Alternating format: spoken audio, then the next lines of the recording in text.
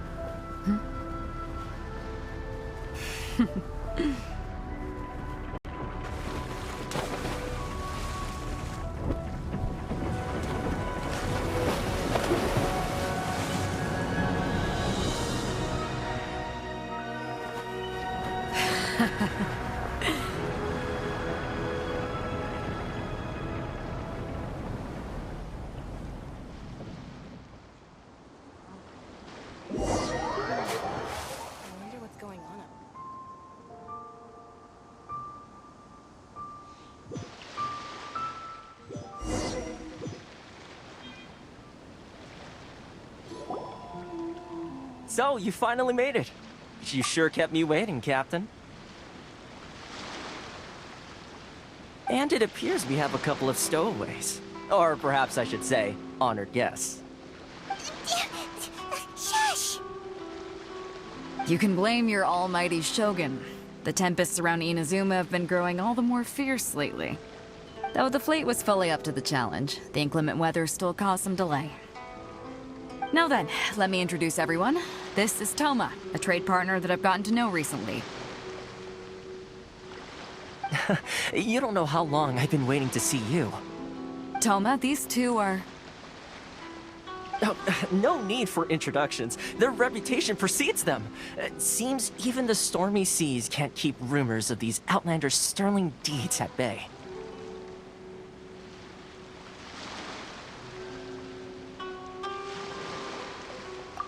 Oh, it's sure nice to hear you say that. With any luck, it'll give you a head start here. Thoma's resided on Rito for quite some time now. It wouldn't be going too far to say he's the fixer around these parts. If you run into any problems here, just talk to Thoma. But if he tries to pull any moves on you, I'll be sure to deal with him personally the next time I'm around. No need to worry. I'm sure we'll get along just fine. Good. Then if it's all settled, I'll be going. I wouldn't want to be caught with my sails down here. I do have a wanted fugitive on board after all. Oh, right! Kazuha! Until next time, traveler. Remember to give it your all, no matter what perilous storms you may encounter. Fair seas, Captain Beto! Bye-bye!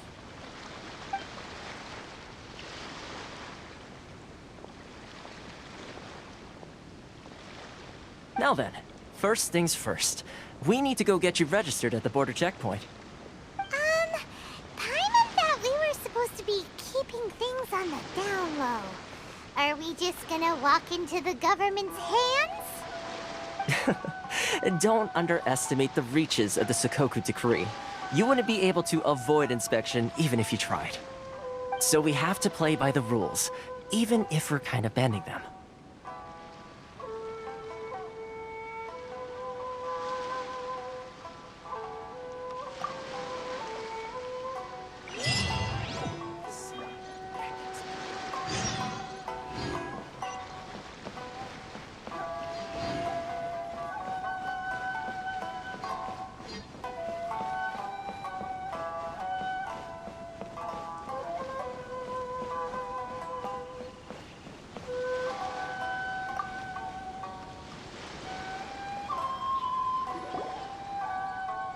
Hello?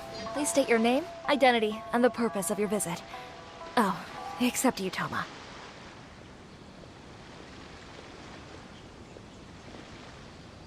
You must be new here. Uh-huh. Excuse me? Please provide the information requested, and also declare any goods you are carrying with you.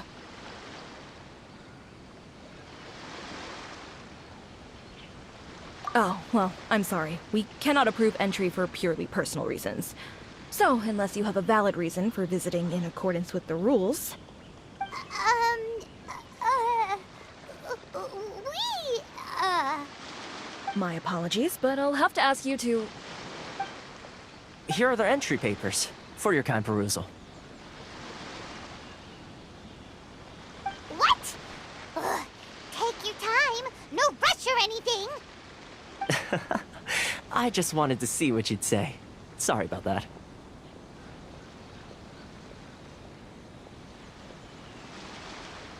I see. Okay. Your papers are all in order. Welcome to Rito.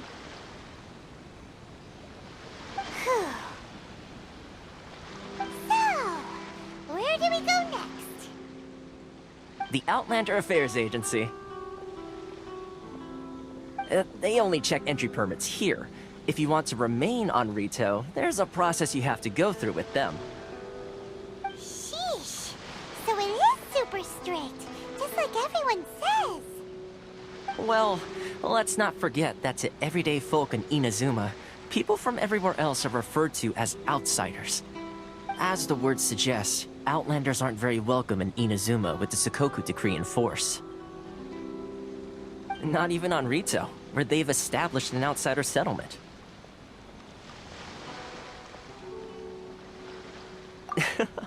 I like how you think. I've got a feeling we're going to get along very well. Now, let's head over to the Outlander Affairs Agency. Most of the current rules were put in place by the administration of Rito, the Kanjo Commission. A Kanjo Commission? Yes, one branch of the Tri-Commission of Inazuma, responsible for growing and managing the nation's wealth. You really haven't heard of it before?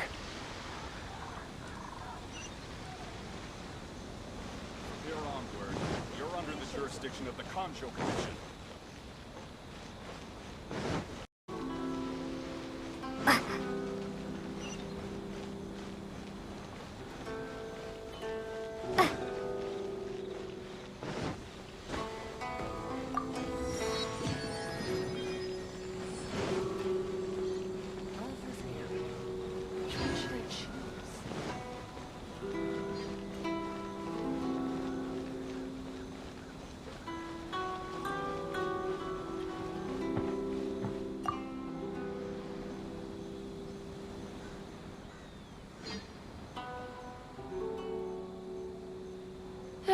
You've completed the entry procedures, yes? And now you want to apply for residency?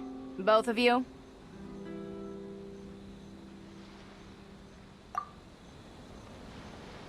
Yes, please.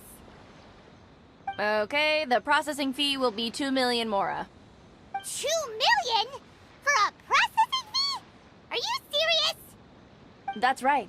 1 million per applicant, which makes 2 million total. Don't worry, you can trust my math. Paimon wasn't so much questioning your math as... Ma'am, these two here are good friends of mine. I think you'll find I'm one face you recognize. Ah, Mr. Thoma, it's you.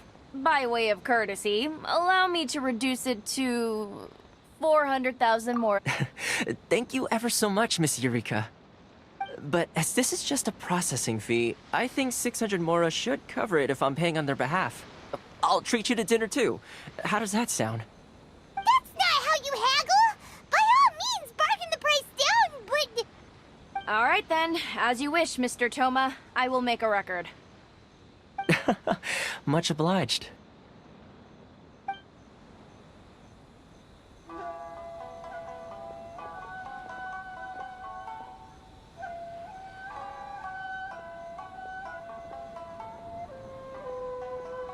What? She went from 2 million down to 600 There's something seriously wrong with people's sense of finance around here! It's not as mind-boggling as you think. Processing fee is just a figure of speech. The way some here at the agency see it, the fees are easy money, so it becomes a question of how much they can make. So when the day comes that some poor merchant from overseas with more money than sense gets stuck here and needs to apply for residency... Then they'll milk them for all they're worth! Exactly. It's at times like this that having a local friend really comes in handy.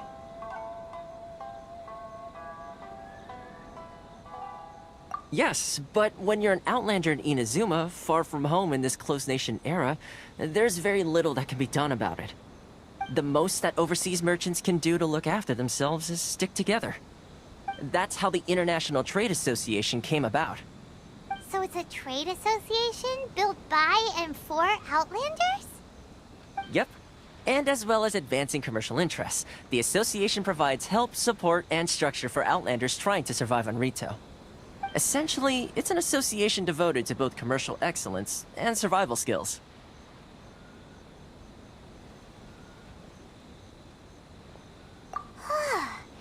Sounds like just staying alive is an achievement when you're an Outlander in Inazuma. I see. So this is the real purpose of your trip. Yes, given that you are Outlanders, it's certainly a lofty aspiration. After all, the Raiden Shogun is the most exalted and revered one in all of Inazuma. She is a deity who reigns on high, while all other life gazes up in awe. Huh. I was going to say nothing is set in stone when it comes to who you will encounter in this world. Who's to say you won't happen to run into the Raiden Shogun one day after lunch? Uh-huh. And is that likely? Okay, I'll give it to you straight. I know of a way to introduce you to the Raiden Shogun. Really? Wow! The Rito Fixer's better connected than we thought! I mean, it will take all the resources I have at my disposal, but it can be done. However, before we get there, connections come at a high price, you understand? Not you too! No. In this instance, when I say price, I'm not talking about Mora. In fact, there's no real cost as such. It's just that if this is something you really want, you'll have to agree to help other people solve some of their problems first. I like to do things in a way that keeps everybody happy. It's my own personal rule for dealing with situations like this. Sounds very reasonable to Paimon. You're the man in the middle, so you have to trade favors to keep everyone indebted to you. Why do I get the feeling you're making me out to be some sort of crook? Never mind. Here's the situation. As I touched upon earlier, the members of the International Trade Association are constantly struggling to survive. Recently, things seem to have gotten more difficult than ever for them, so just go and check things out. See if there's any way you can help. The head of the association is called Caricio, and he's a good friend of mine. Go talk to him. I'll wait for you here.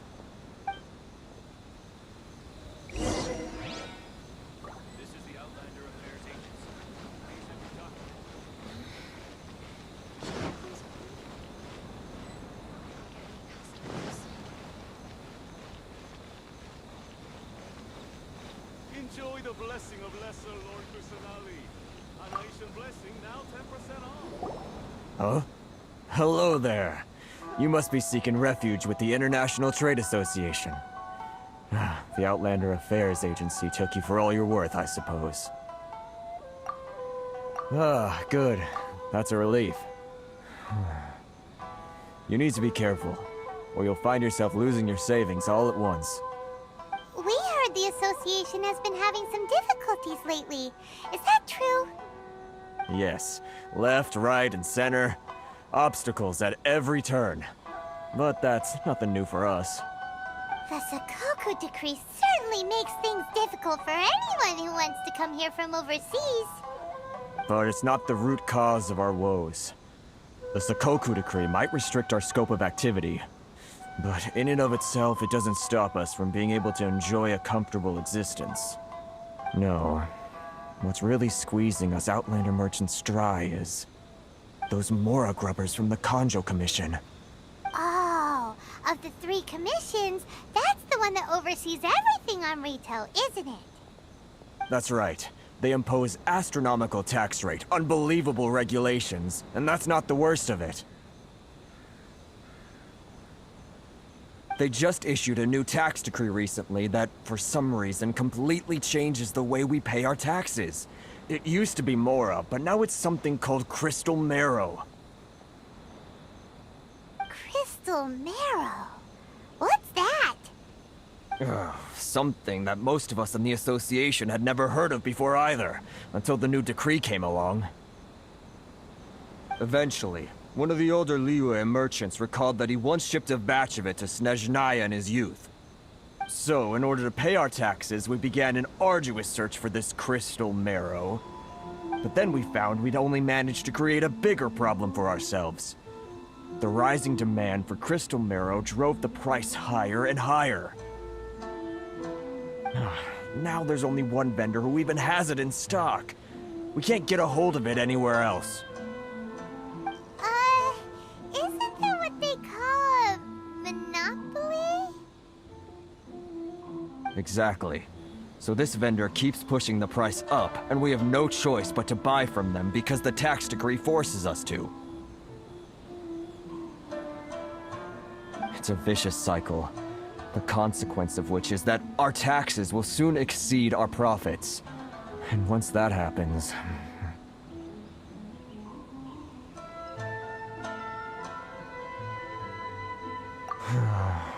We've tried communicating with the Commission directly, but this is a nation where the cries of a few struggling merchants will never be heard over the ever-present roar of thunder.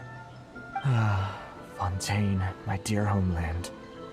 I miss you an awful lot at the moment. Sounds awful. They're really bleeding them dry. What do you think we should do?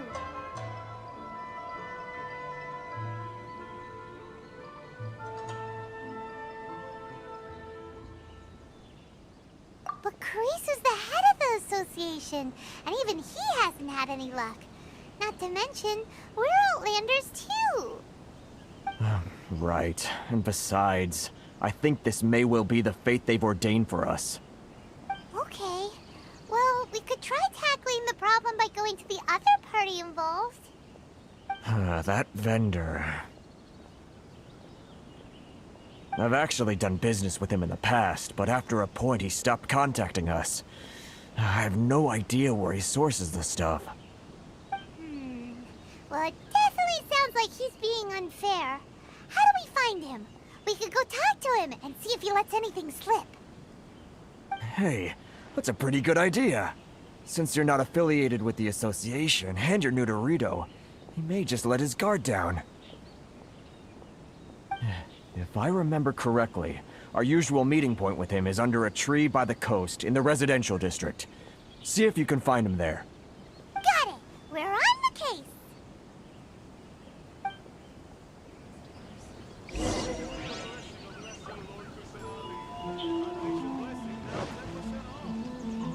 If you want to taste Mondstadt's great wines, then look no further than Sailing Creek.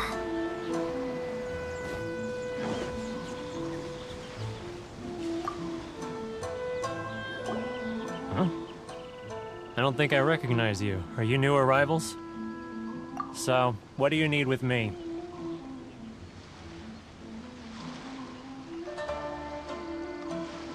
The sheer nerve. You don't go around asking questions like that. If I gave you my sources, I might as well hand you the whole darn business. Trade secret. Got it? You know what trade and secret mean, right?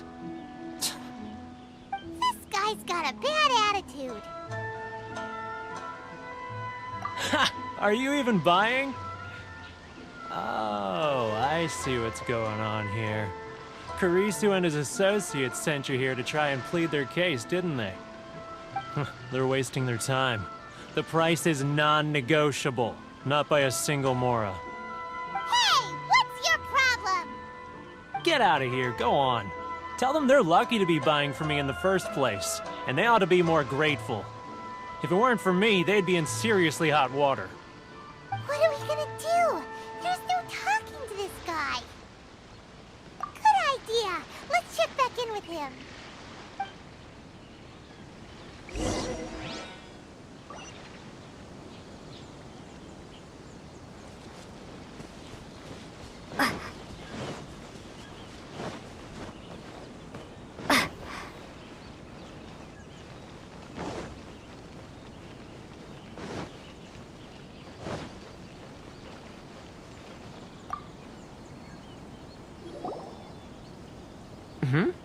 That was quick. You resolved it already?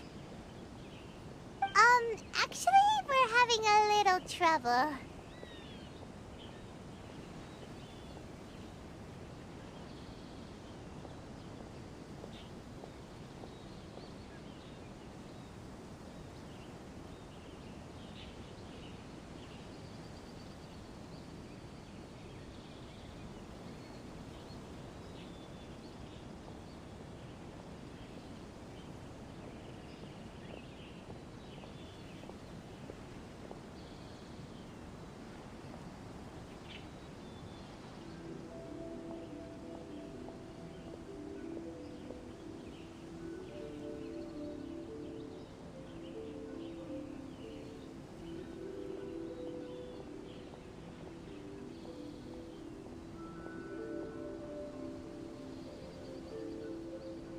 No?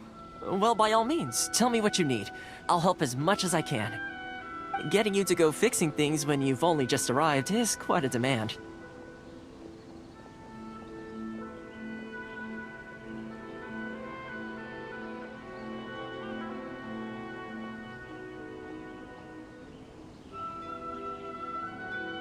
Oh, that guy? I'm familiar. He used to be a bit of a sorry sight, selling shells that he'd collect on the beach just to get by, but he seems to have suddenly shot up in the world recently. I can only assume he must have found himself a patron after leaving the International Trade Association. Huh. You're saying he used to be a member of the International Trade Association? So he's an Outlander too? Yes. Couldn't you tell when you spoke to him?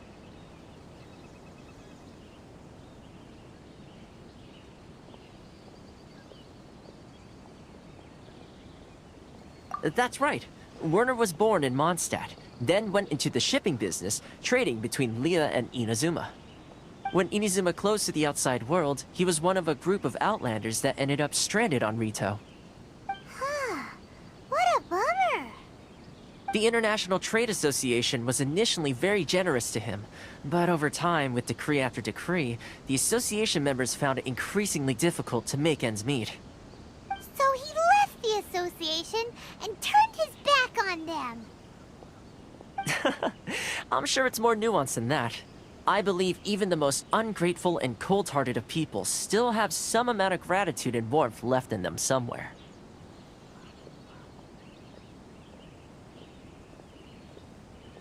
Really? Is that all you need to know? Well then, it sounds like you may have found a way in with him.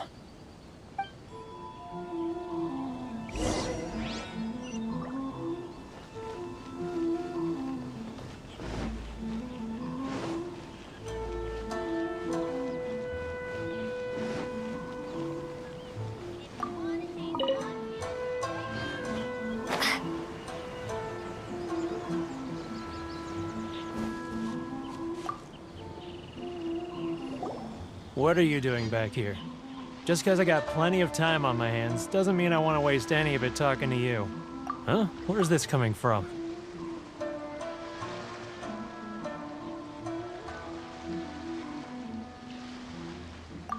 Mondstadt? You were talking about Mondstadt.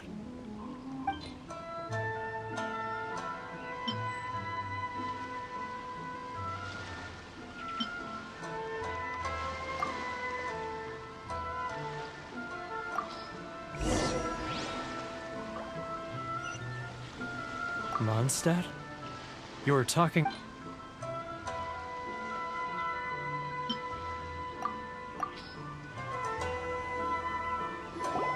Goodness, I can sense it now. So familiar, but I can't remember the last time I was there. The scent of Mondstadt. Oh, how it takes me back.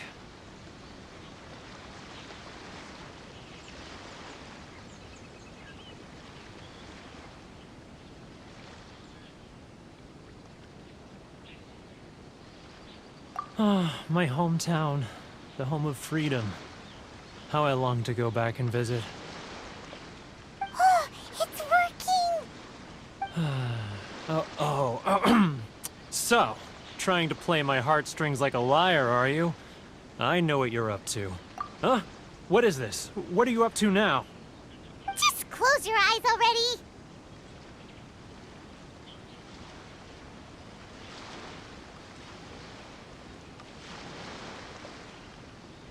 You mean the sound of the ocean?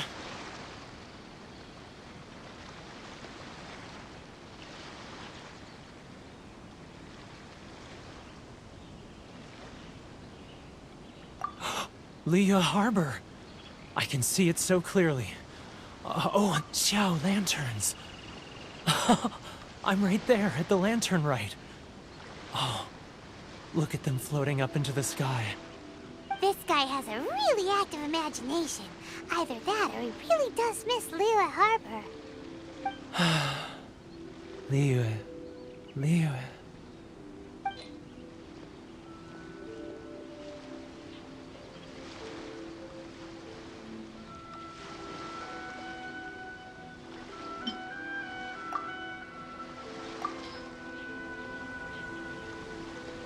Wait. Stop. That's enough. Don't make me relive it anymore. My poor heart can't take it.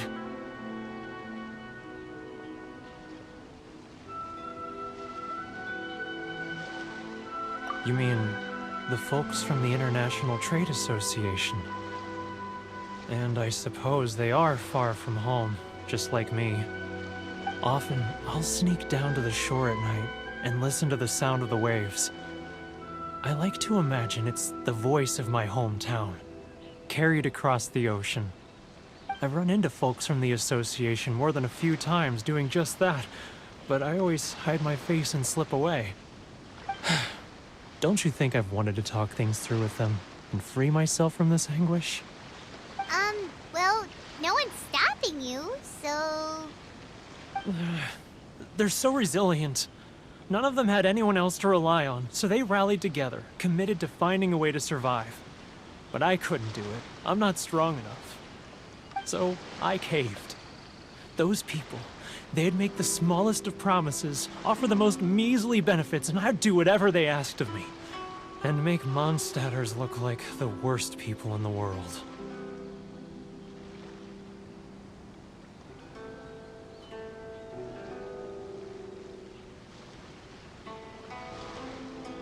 All right, I'll tell you the whole story.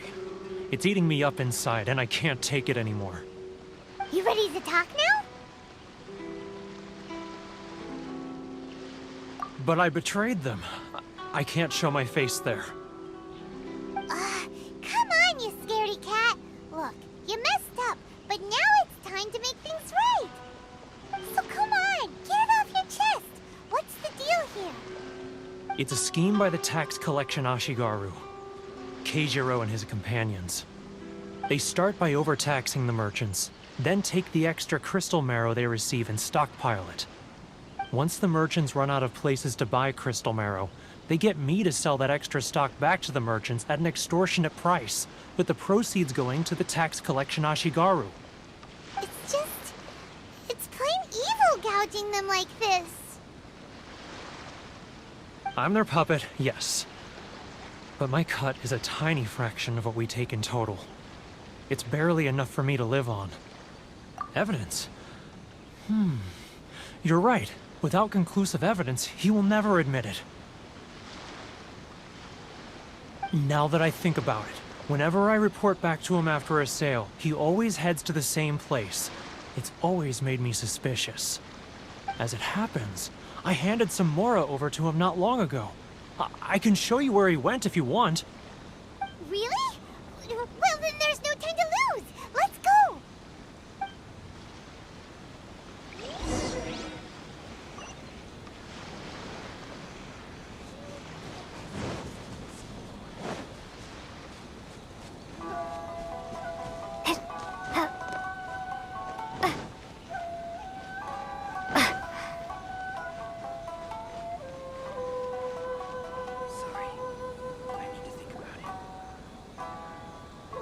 Keijiro!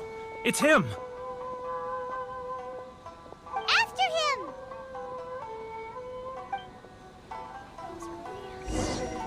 It's not like I'll get any customers.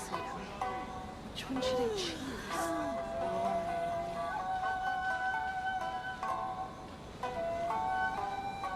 Too close! That's too close!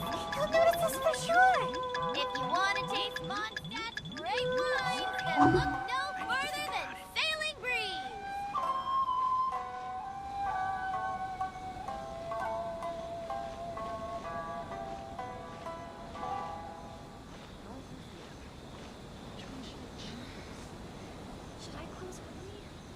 Ah, Ryoko, how's business? All the better thanks to your generous patronage. Good. Thankfully, I earn plenty these days. Want to taste Mondstadt's Oh, but of course, tax collection is difficult work. Sailing Breeze!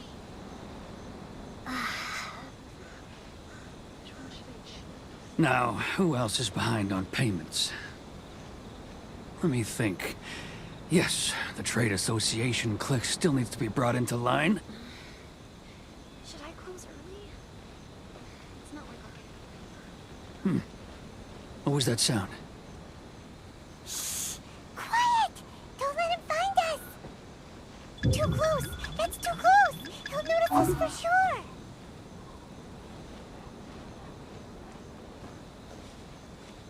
He's getting further and further away! Let's catch up a little!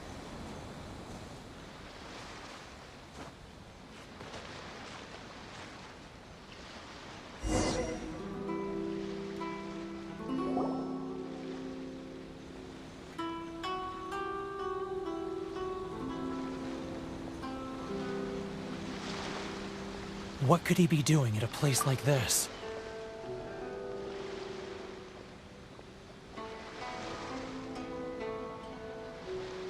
It looked like he buried something over there, didn't it? Why don't we take a look?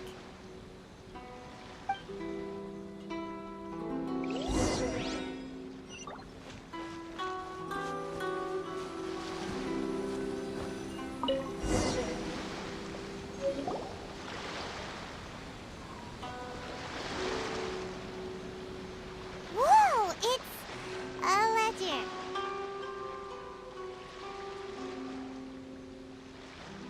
Boring!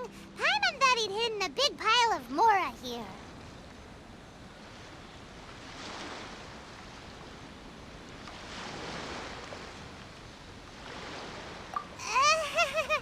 Yeah. Let me take a look here. Ah, yes! This is what we're looking for.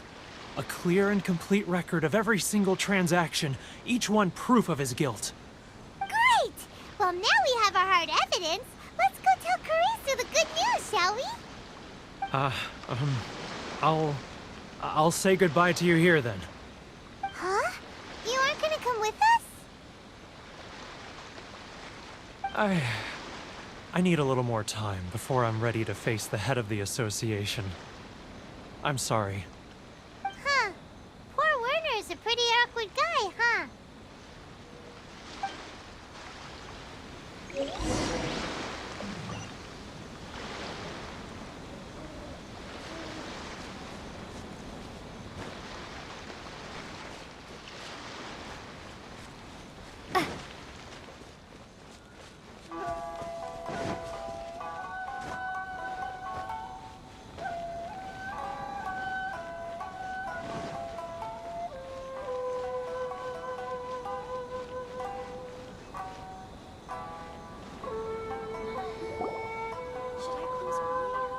But we really don't have anything left. If this keeps up, our sales will come in at a loss.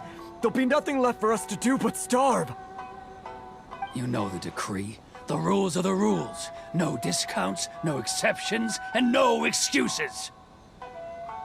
And who are you? Another new member of the association? It just so happens that we found your little ledger, so now we're here to tell everyone all about how you embezzled crystal marrow to sell it right back to the taxpayers. Huh? Is this true? You've been swindling us! Well, you see, the taxes, Let me take a look at the ledger.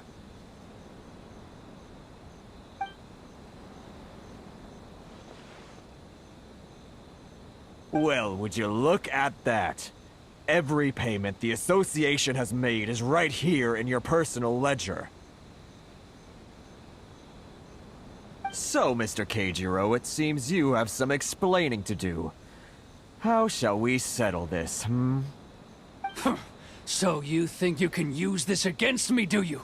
It's quite obvious that I'm merely trying to earn a modest living for myself, like anyone else. Word has it that Samurai and the Commission place great importance on reputation and prestige.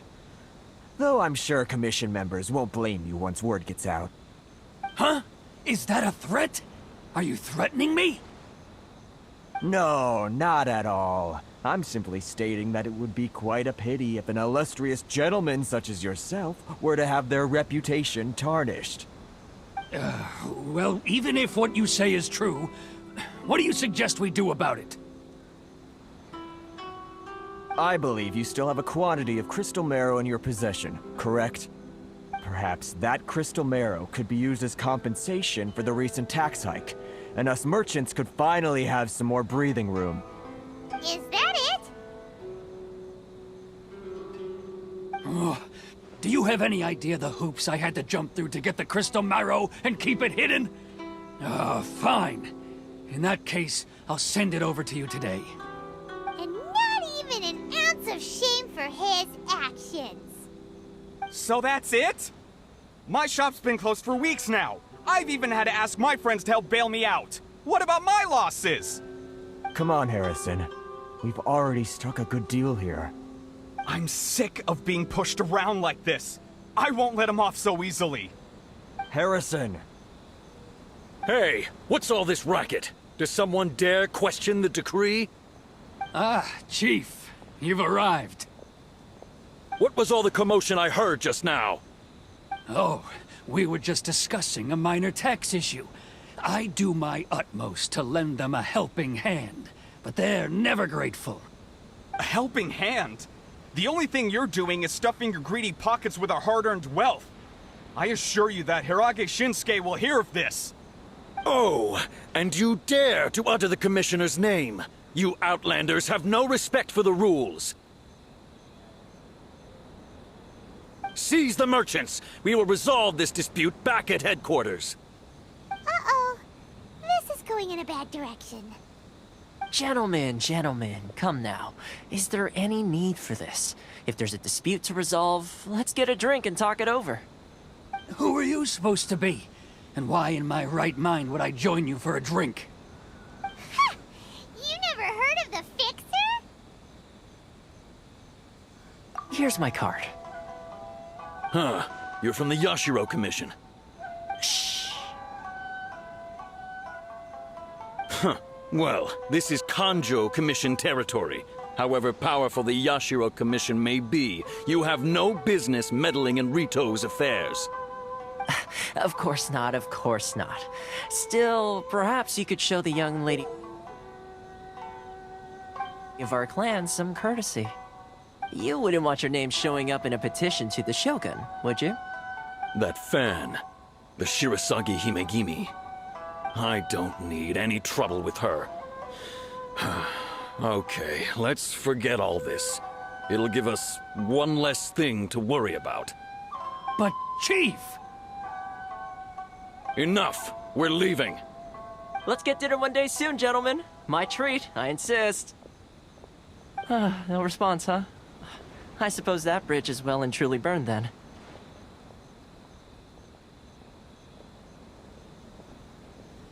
Thank you so much, Thoma.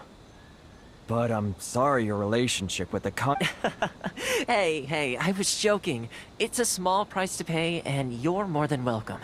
If there's anyone you should be thanking, it's the Traveler. She's the one who, if nothing else, I'm sure the tax collection Ashigaru will tread a little more carefully in the future. Thoma? What was all that? Shh, not here. Too many people listening. Let's move somewhere else.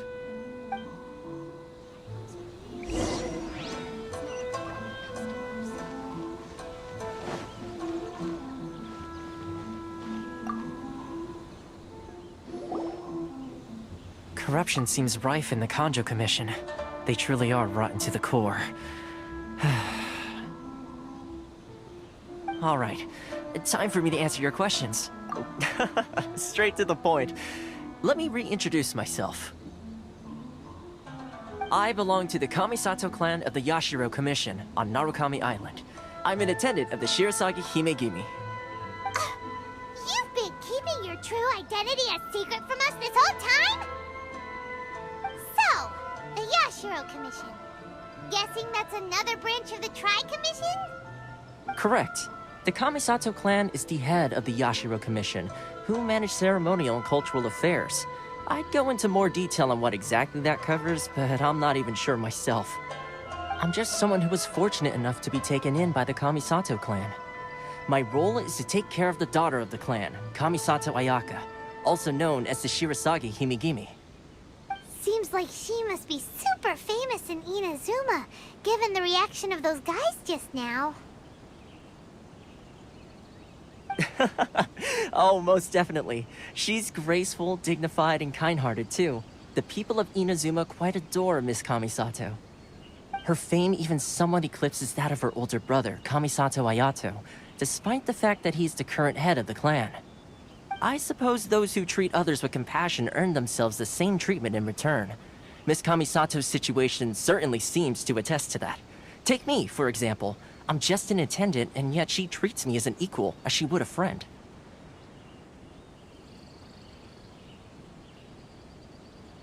You're asking the right questions, and to be honest, I don't want to keep you in the dark any more than is necessary. Firstly, you should know that being a fixer is not something you can fake. I spent the better part of a month tirelessly building up a network of relationships on the island, and I got to know Captain Beto during that time too. Still pretty good going for just a month's work. Well, maybe I have a slight knack for schmoozery. But the main thing was, I had to make sure I'd be in time to receive you when you arrived. Inazuma may have closed off to the outside world, but that hasn't stopped a lot of people from... So, when Miss Kamisato heard of your intention to come to Inazuma, she began looking forward to your arrival with great anticipation. She's excited to find out whether the rumors are true. That is, that you have what it takes to change the tide of the times. Change the tide of the times? In the test I gave you earlier, although there were a few hiccups at the end, it was you who found the way to turn the situation around. Navigating powerful people, using their character flaws to your advantage. It's just what Miss Kamisato had hoped to see. With your help, even the Vision Hunt Decree...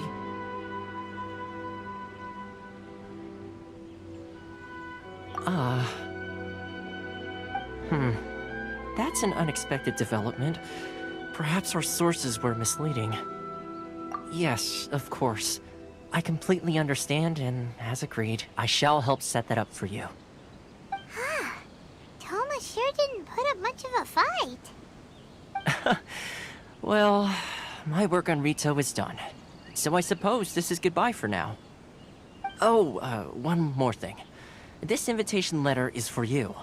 When you get to Narukami Island, you can find me at the Komori Tea House, as per the letter. Good luck with everything. See you soon.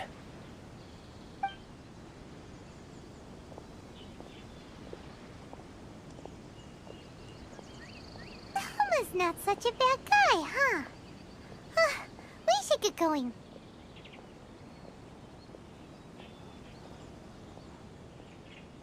Huh? What's up? Oh, right! Paimon forgot all about that! Wait, so... did Thoma forget that too? Oh, darn it! No wonder he was so matter-of-fact about the whole thing! As soon as we get off Ritu, Paimon's going straight to Komori Tea House to settle the score! Well, guess we should give it a try. Let's head to the border and see how far we get. These monsters are great minds that look no further than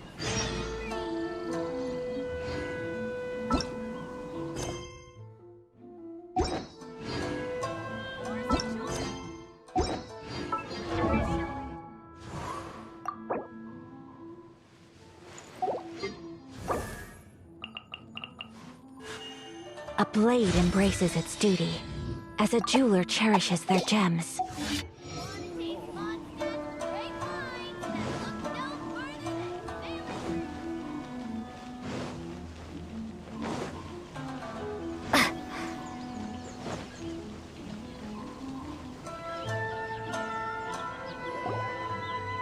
Stop there! Present your travel permits. Sorry, but we really gotta get to Narukami Island. It's kinda urgent. If you don't have a travel permit, this is as far as you'll get.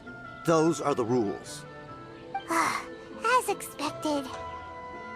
Traveler, you gotta think of something. How do we get out of... Are you saying we should go and meet with the Kanjo Commissioner? Guess it can't hurt to try. Even if Paimon has a few choice words to say about his subordinates. Who knows? Maybe he's our biggest fan.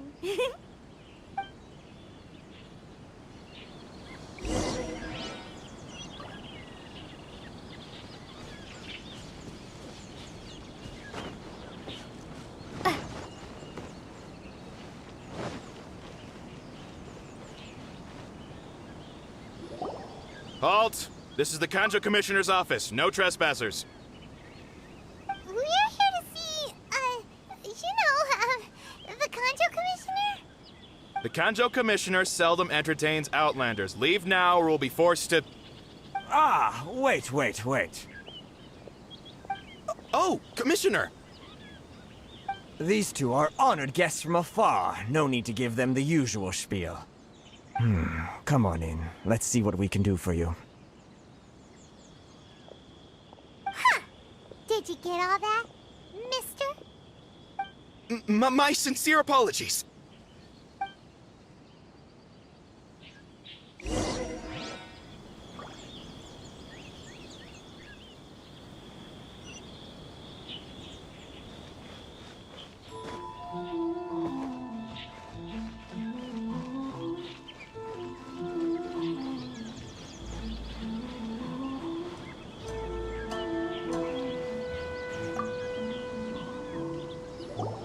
I am Hiragi Shinsuke, Kanjo Commissioner and head of the Hiragi clan.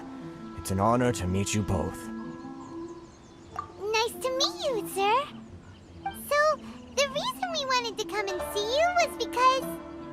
All right, all in good time. Two travelers renowned far and wide have shown up to see me, and I should very much like to make their acquaintance. Let's not limit this to business only.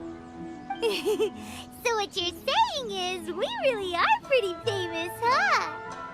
Absolutely. How many other people in the world have what it takes to knock the wind out of Storm Terror's sails and put the Overlord of the Vortex back under the sea, eh? Exactly! Paimon thinks you make an excellent point. And I hear you also foiled a Fatui plot in Liyue Harbor. Even beat one of their harbingers in a duel. Is that true? Whoa, you heard about that too? Yep, it's true, all right. As I thought. Something wrong? No. I'm simply awestruck by you both is all.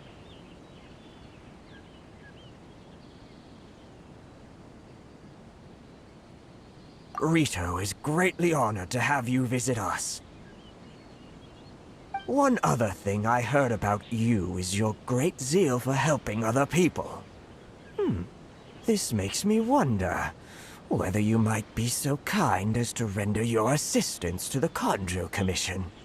Oh, sure, no problem. Whatever you need, right?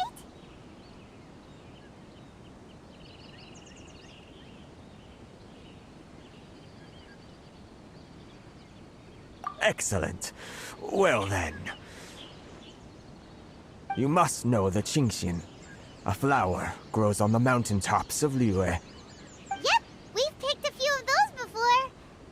So, you want us to go back to Liyue? Yes, bring me 300 Qingxian, would you? Freshly picked, I mean. Did Paimon hear that wrong?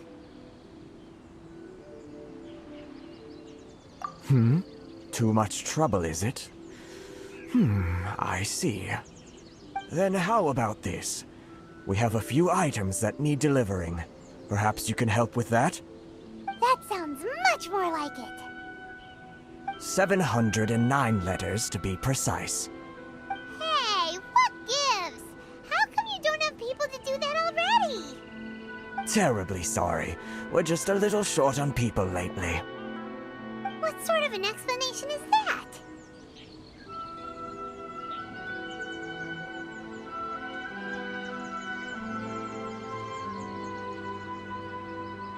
Traveler, what are we going to do? Should we really help this guy? That's the spirit. Don't keep me waiting too long now.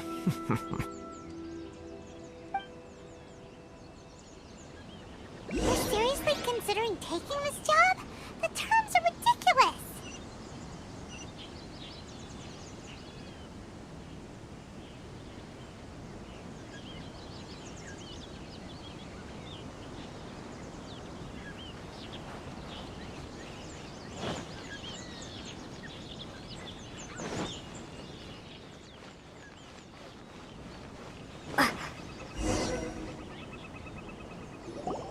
Halt, you two! Huh? What did we do?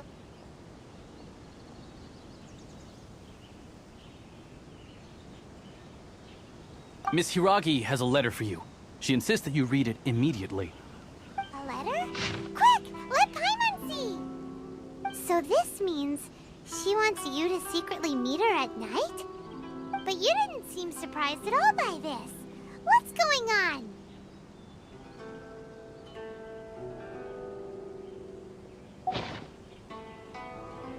Huh? Let's ask her tonight and see what she has to say.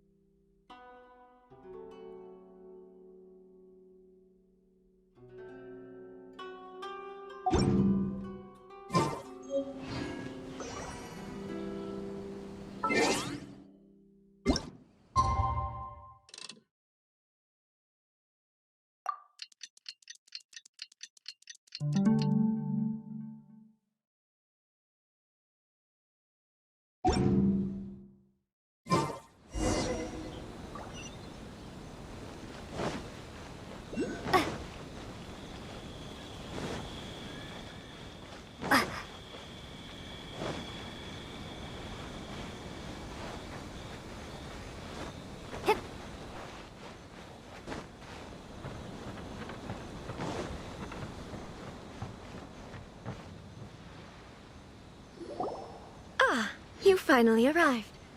Allow me to introduce myself. I am Hiragi Chisato. This is technically the second time we have met. It's a pleasure to see you again. Wow. She's the daughter of the Hiragi clan, all right. No need to be so formal. I've long marveled at your accomplishments. And at last, we have the chance to meet. Is it Paimon, or does something seem a bit off here? The reason why I wanted to secretly meet you here is, well, I feared that I might never have another opportunity to discuss this with you. Discuss what? Ahem. I should like to ask for your help with delivering a letter.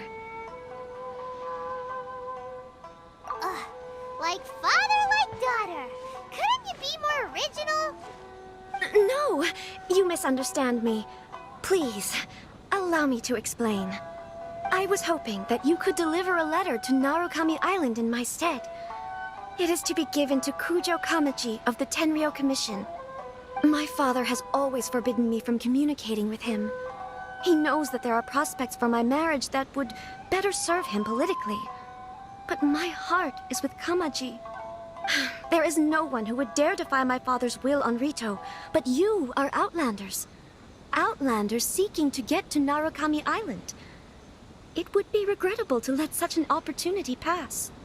Oh, Paimon gets the whole picture now. Of course, in doing so, I will also do everything in my power to help you leave Rito. That is my promise.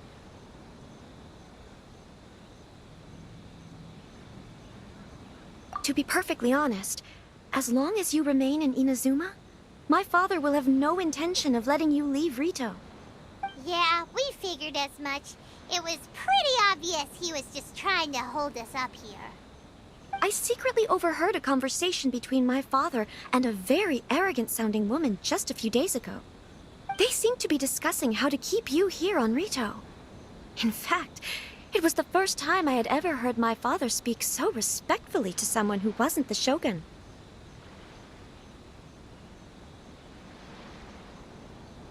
We don't have much time. I'll tell you my plans to help you off the island. It just so happens that a shipment of goods is... Very well. I'll be waiting for you at the border. I'm counting on you to deliver my letter.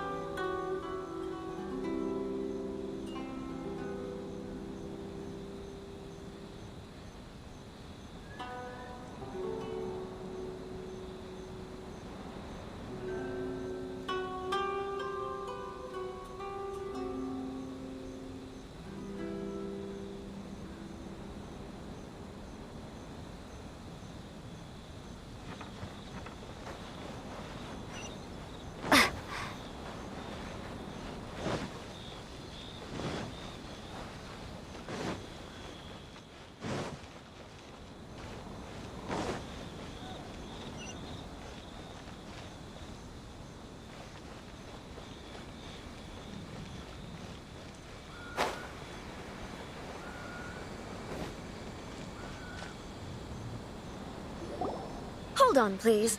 These goods are being sent to Watatsumi Island? My lady, this is an unexpected honor. You are correct. These goods have been repeatedly requested by the Kanjo Commissioner. We must be certain that they reach Watatsumi Island intact.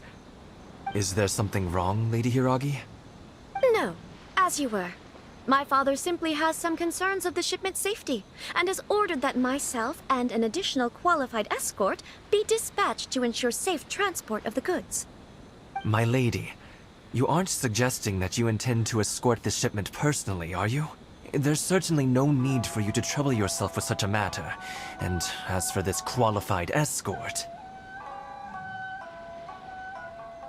Please, do not cause us any further delay.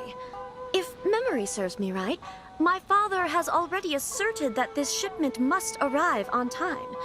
I'm certain punishment will be duly dispensed if it fails to do so. Yes, of course, my lady. It's just that, well, we don't know who this... Now, need I remind you of the penalty if anything were to happen to me en route? I'm sure you are all quite familiar with my father's temperament. Do you really presume that you can fully guarantee my safety on your own? Boy, Chisato can talk the talk. They don't stand a chance. Yes, my lady. Very well then. It's an honor to have you accompanying us. Your safety is our highest priority. Shinojo, you can't really be agreeing to this.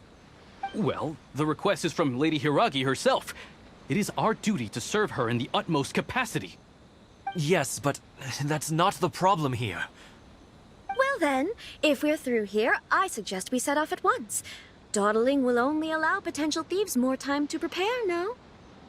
Yes, my lady. You heard her. There's no time to lose.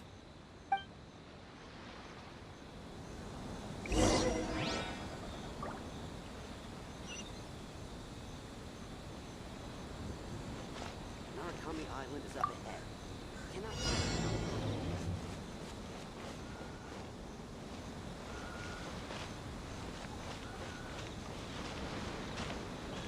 My lady, please stay back. We'll handle it. Not as well as we'll handle it.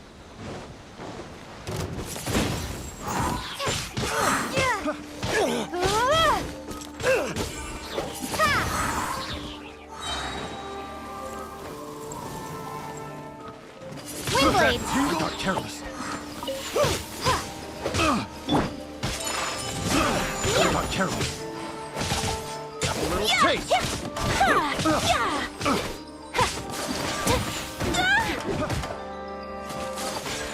Take flight! It doesn't hurt.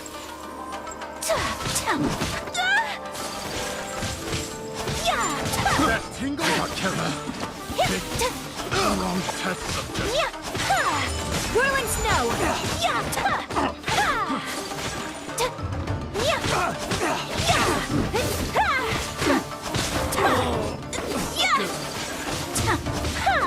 Take flight!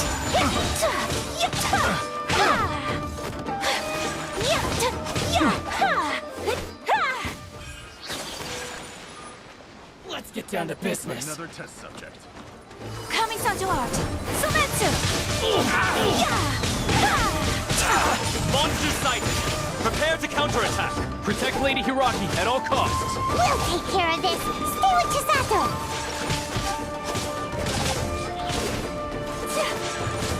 Whirling snow!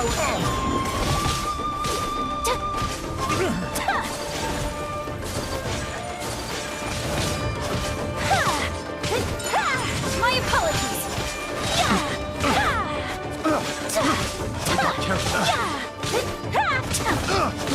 I got careless. Picked the wrong test subject.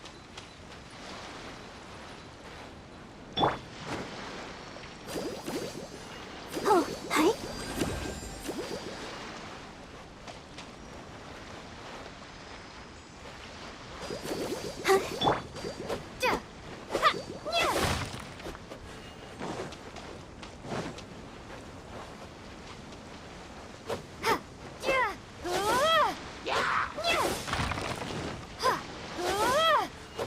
Watch out! More monsters inbound! Lady Hiraki, stay close.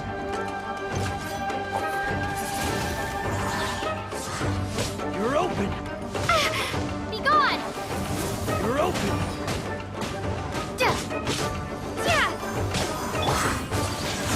Sakura swirl! Say no more! Whirling snow!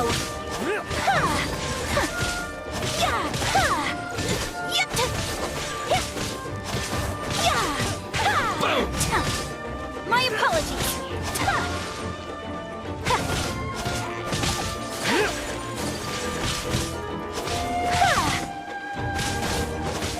Whirling snow!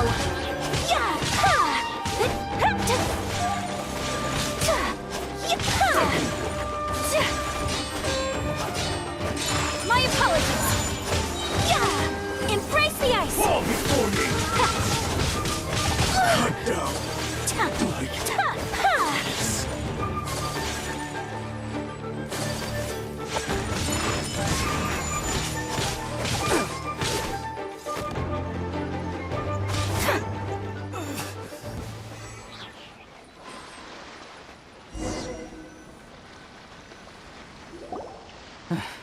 We can take refuge in the village up ahead. How are you faring, my lady? I'm perfectly all right. You may stop here. The road to Narukami Island is just over there. In my letter, I've requested Kamaji to grant you a special travel permit from the Tenryou Commission. Consider it a token of my appreciation. My lady? So that's how it is. I had a feeling something was amiss, but Shinojo, you... No, Lady Hiragi would never hide anything from us, I'm sure of it. But who is this Kamaji you speak of, my lady? I'm not afraid to say that he's the one I love. The one you love? Shinojo, did you honestly think that... What? No, I was just clarifying, that's all. I would never in my wildest dreams, You two needn't worry. Please, forget that this ever happened. If my father catches word of it, I alone will be held accountable. Yes, of course. As you wish, my lady. But what will happen if your actions here are discovered, Chisato? Don't fret. My father has always been one to spoil me. The worst he'd do is sentence me to half a day without food, or something to that effect. Huh. Paimon never suspected a guy like him could have a soft side. I wish you a safe journey. I'm sure we will meet again. Bye, Chisato! Come now. Quit your staring and let's get moving. We've got goods to shift. All right.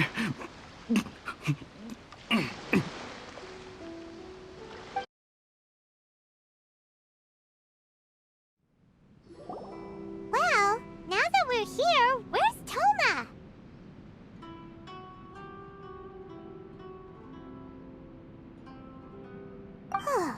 Paimon doesn't see him anywhere. Do you think he forgot his promise to meet us? Who forgot their promise? I was beginning to think you'd forgotten about me. What? Is that dog talking to us? Relax. No need to look so surprised. I take it this is the first time you've seen me in this form? Huh. So you didn't see anything like this when you were in Liyue Harbor? Ah, now that you mention it, this does suddenly seem less out of the ordinary. Alright. I've had my fun. Hey! You're this close to getting an ugly nickname, mister! Well, I've had some time to kill, given that I've been waiting here for you for so long, as was the case in Rito. So I came up with this little fun greeting for when you arrived. But in all seriousness, I would like to apologize about that little test you went through earlier, though it was quite necessary. It helped us determine whether or not to bring you before Miss Kamisato, and whether you had the courage to face the lightning alongside us. Don't think that Paimon's gonna forgive you just because you're getting all serious now. Sorry, did I overdo it? My apologies. Let me just say this. You've often found yourself skirting the rules from the very beginning, haven't you? Naturally, this is due to your unwavering and resolute determination. A long time ago, we had a friend who was much the same, but when the lightning struck...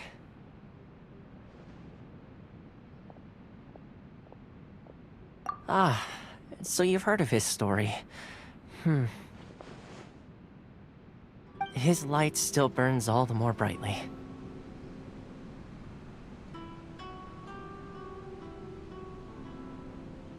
Yes, of course. I will bring you to the Kamisato residence where the Yashiro Commission is located. But before that, there is one other place I was hoping you both would accompany me to. Oh? Where? I would like you to come with me to the statue of the omnipresent god. It's still under construction now, but you can already see it from practically anywhere on Narukami Island.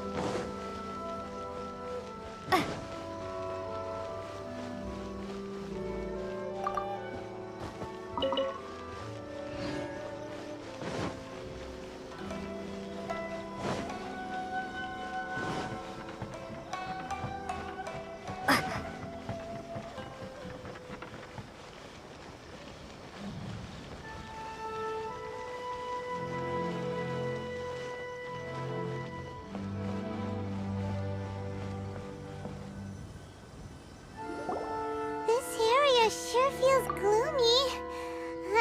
People probably don't come here often, do they? Huh? Are Paimon's eyes playing tricks? Or are there things embedded in the statue? Visions. Visions? You mean all the visions that are collected from the Vision Hunt decree are put into this statue? So you've already heard of the Vision Hunt decree.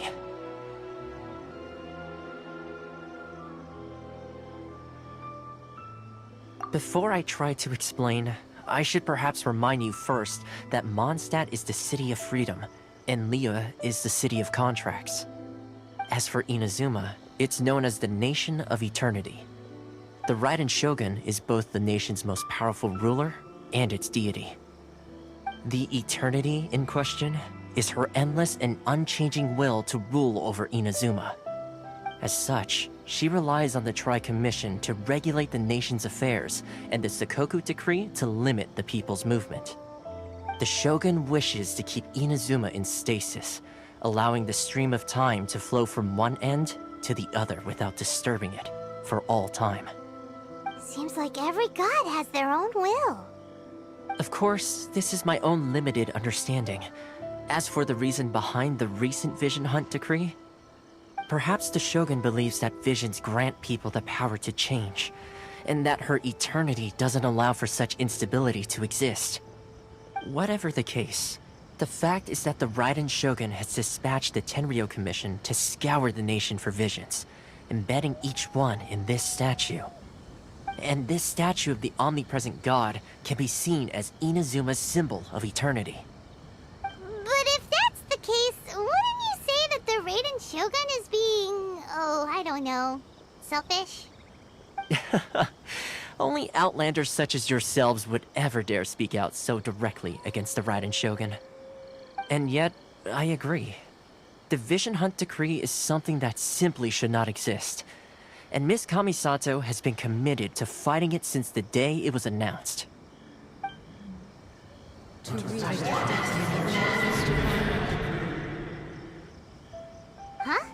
Hey, are you okay?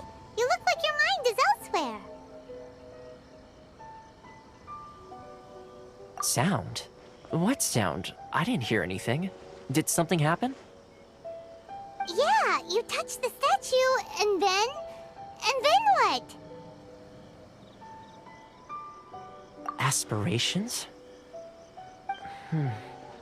That would seem to confirm the saying. Have you heard it before? That when a person's ambition reaches a certain strength, the gods look upon them with favor. That is where visions come from. In other words, a person's vision represents their ambition. So if what you just said is true, then the ambitions of these people are stronger than I imagined.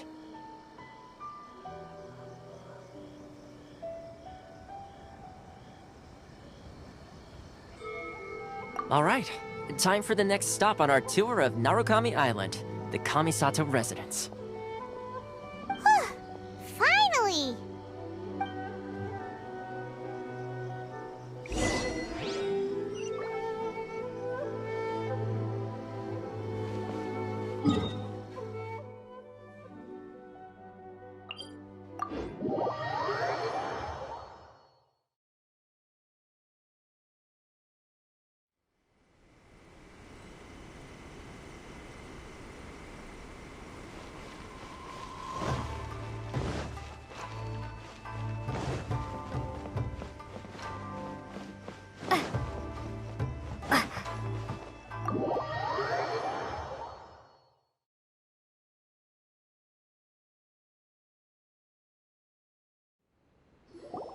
So, this is the kind of place where the big shots of Inazuma live, huh?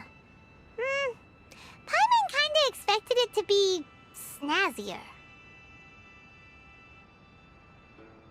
Welcome at last to the Kamisato residence, honored guests. Miss Kamisato is delighted to finally meet you.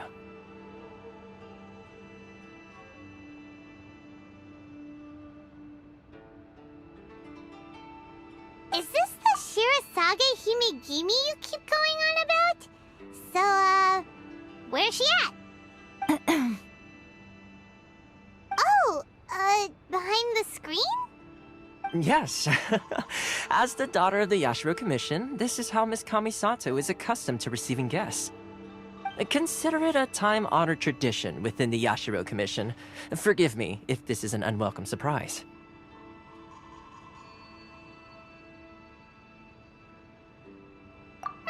Makes sense. She's a super important person after all. Please forgive my lack of courtesy for receiving you in this fashion, especially following such a long and wearisome journey over the sea. I have awaited your arrival with great anticipation. and Thoma assures me that you do indeed possess the power to change the tide of the times. At present in Inazuma, in the name of the Vision Hunt Decree, the people's aspirations are being senselessly trampled underfoot. Though the Yashiro Commission serves the Shogun, it is the people with whom we share close bonds, given the contact we are required to have with them in the performance of our duties. A commission's power rises and falls with the trust of their people. Thus, we cannot remain indifferent to this situation without also remaining indifferent to our own fate. Traveler, lend us your power, and we can... Oh. See, milady, it's just like I said. This will take us nowhere. No, please! Wait! Please, don't go!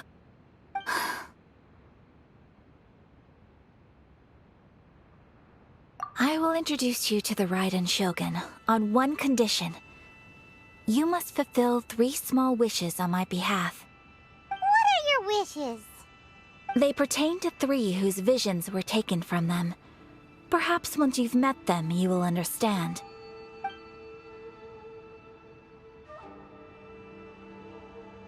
A warrior who guards a village, a former samurai who helped carry out the Vision Hunt Decree, and a swordmaster determined to become the best in the world. Does Paimon got that right? Correct. Please do all you can to help them. I will await your return here. Then you have my gratitude. I'm sure you'll do great.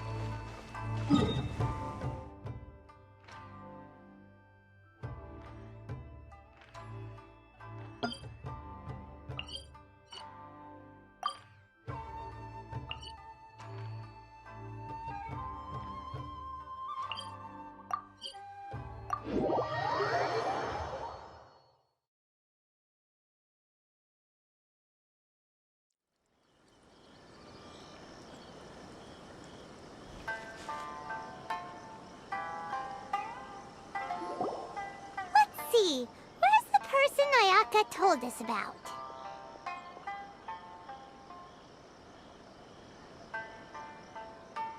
Why are you doing this? Why leave all of a sudden, after all these years? Precisely. It's much too sudden. We've had no time to prepare. The children are desperate for you to take them out to play. Please, we urge you to reconsider.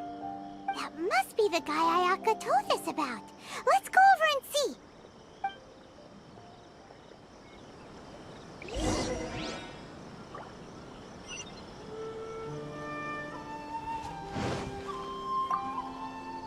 Ah, you must also be here to try and convince Tejima to stay.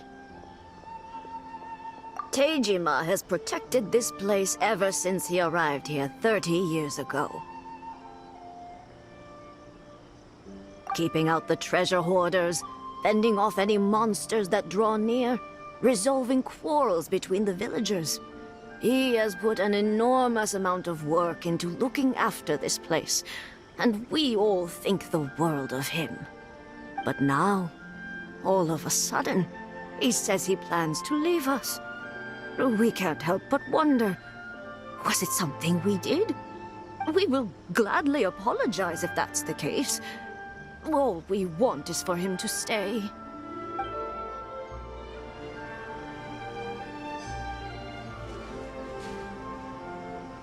One day, I'll be as great as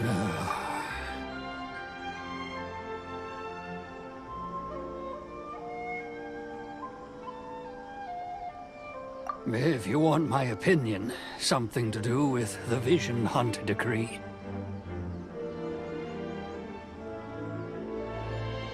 It's clear that Tejima had done nothing wrong, and still they confiscated his vision. After that, he became a completely different person. I can't claim to fully understand it, but I could tell that he'd lost something very important to him. He went off on a walk, alone, circled the village a few times, and then out of the blue, he announced that he was going to leave and become a wanderer. Truth be told, we aren't sure whether trying to keep him here is the right thing to do. But equally, it doesn't feel right to let him leave when he's in this state. He's a lost soul. Seems like he's a well-respected guy around here.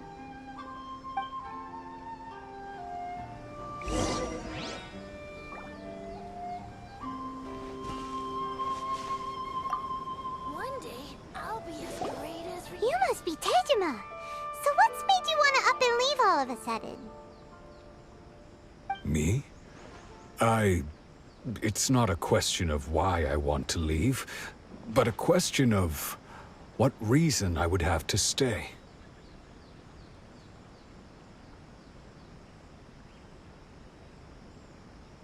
True, but that's not why I chose to stay here. And what made me want to come here 30 years ago?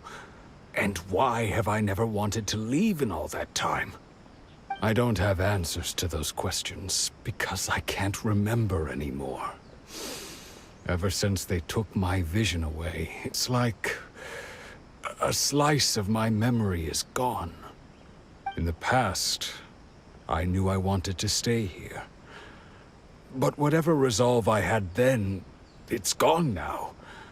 So I thought, what's to stop me from moving around instead? The emptiness inside me will be there either way. Okay. Well, in that case, if we help you rediscover the reason you chose to stay, you won't need to leave anymore, right? But if you can't remember anything, it's not gonna be easy. Oh, maybe if you just try a little harder to remember, then it'll all come flooding back? Oh, that reminds me. Last time I brought Tejima some fruit, I do believe I saw him writing in a diary. I keep a diary? If you say so. I honestly can't seem to remember. Oh, yes, you do. And what's more, I remember you saying at the time that you wanted to make a note of a few interesting things. Things which would prove very important at a later date. Perfect! So if we want to keep Tejima from leaving, we just need to find his diary. It must be around here somewhere. Let's take a look. If you don't mind, we will leave you to find the diary. We should head back to the village to inform the others of Tejima's situation.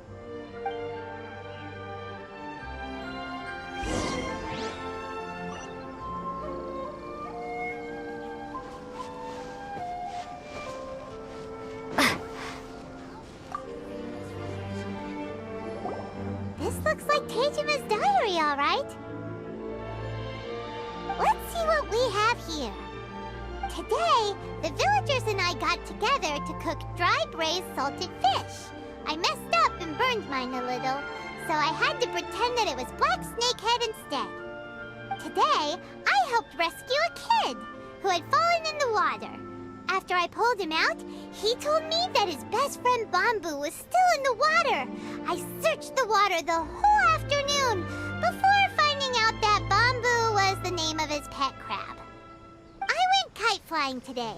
The string broke, so I chased after it as fast as I could. I soon realized I was never going to get it back, so I just found somewhere to sit and watch as it flew away into the distance. Seems like your average diary of daily village life. Huh? Wait, there's more! I went to pray at the shrine again today and stayed there a while. The Omamori you gave me has faded a little, but it is still my most treasured possession. Now that's the kind of info we're looking for. Time to pay a visit to the shrine.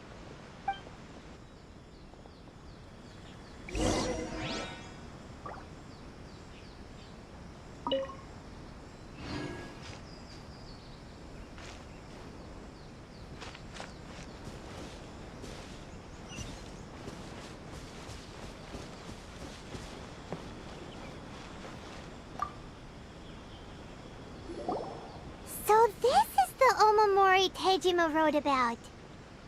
Interesting. Looking at the color and the design, Paimon would have thought it belonged to a child. But anyway, if he had this with him all the time, there's a chance some of his elemental energy remained on it. Do you think that it might come in handy?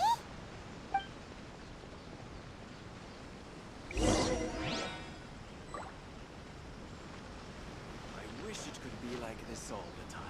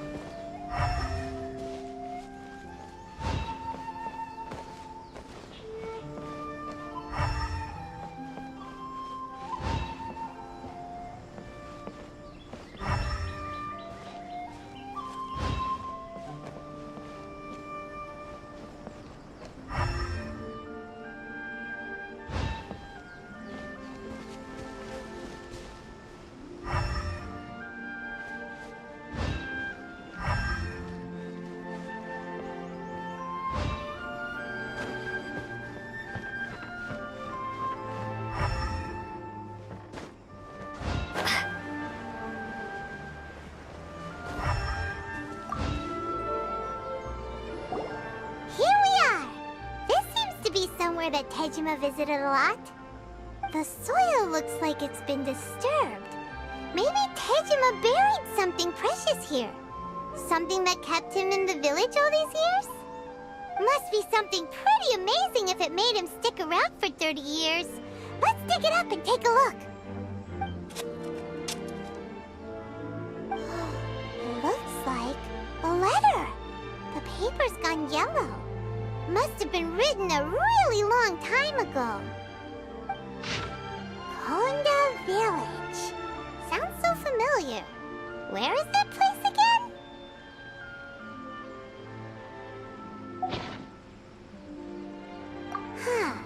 So the reason Tejima came here was to wait for someone. But he's been here for 30 years! Oh, guess they didn't show up in the end, huh? Well, let's go give Tejima his stuff back and take it from there.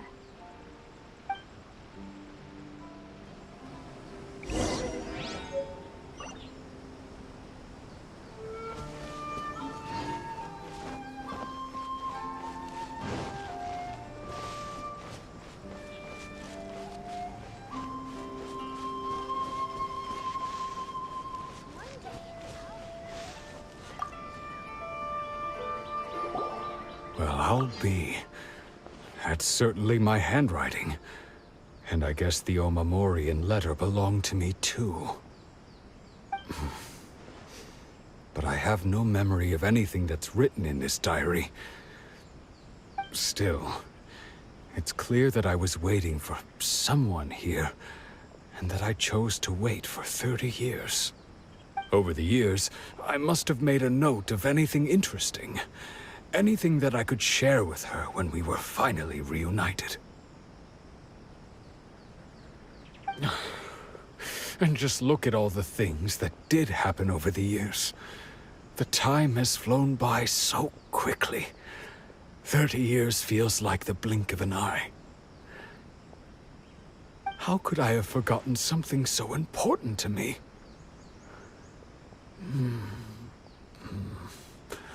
Now that I think about it, when my vision was taken from me, it felt like I'd suddenly been hollowed out.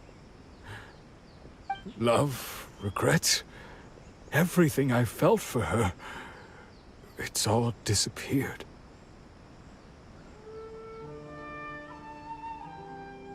No, not especially. After all, I've forgotten who she was. Her face, her voice, the things we experienced together. I barely recall any of it. It's as if she'd never been in my life to begin with. As if all these years have been nothing but a hazy dream.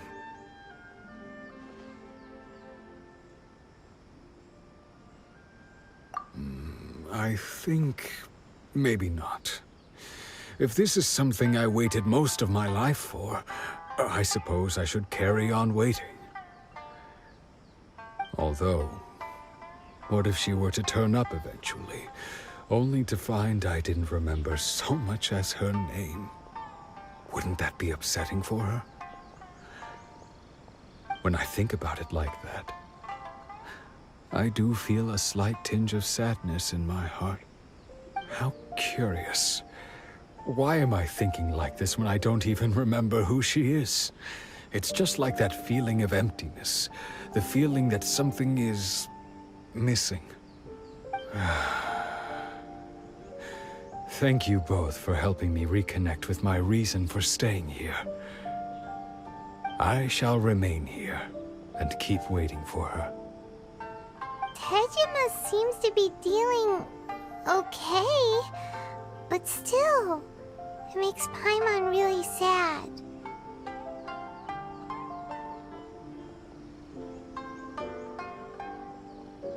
Seems it's just like Ayaka and Thoma were saying.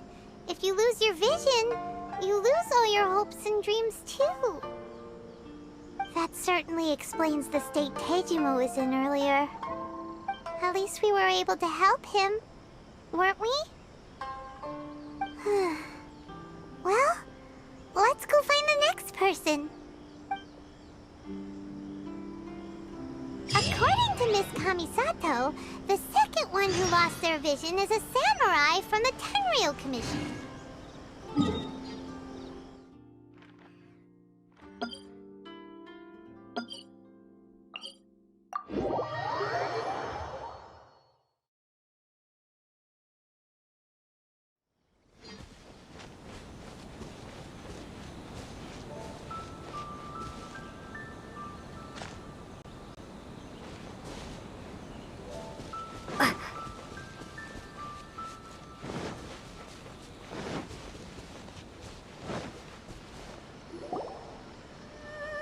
They say the Tenryou Commission is directly controlled by the Shogun. They're the ones responsible for maintaining law and order in Inazuma, the ones actually enforcing the Vision Hunt Decree. But why would they take action against one of their own? Paimon doesn't get it. Huh? There seems to be some commotion over there. Let's go see what's happening. I'll ask one more time. Do you intend to withhold this month's emergency provisions? The entire clan is counting on that food! We demand an explanation! How many times do I have to say it? I don't know anything about emergency provisions! You dare deceive us? Those provisions are essential! Do you understand? Not some goods to be pocketed by greedy samurai! You samurai think you can just do whatever you please? The Tenryou Commission will hear of this!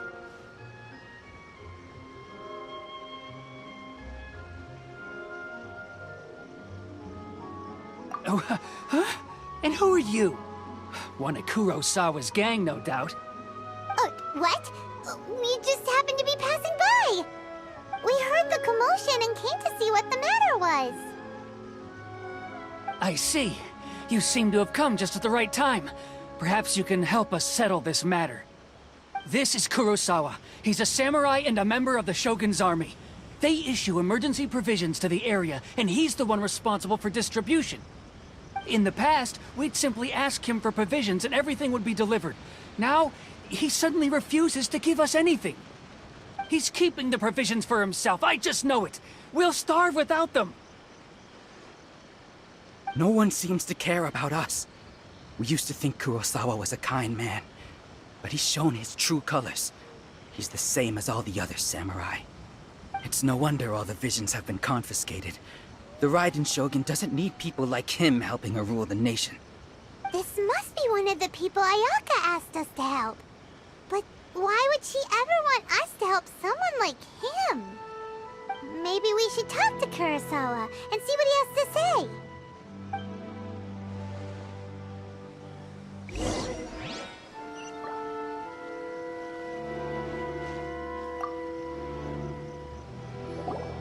I've never even heard of these emergency provisions.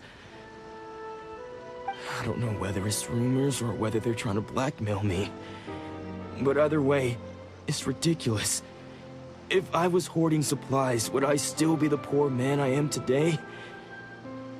My own family can barely get by as it is.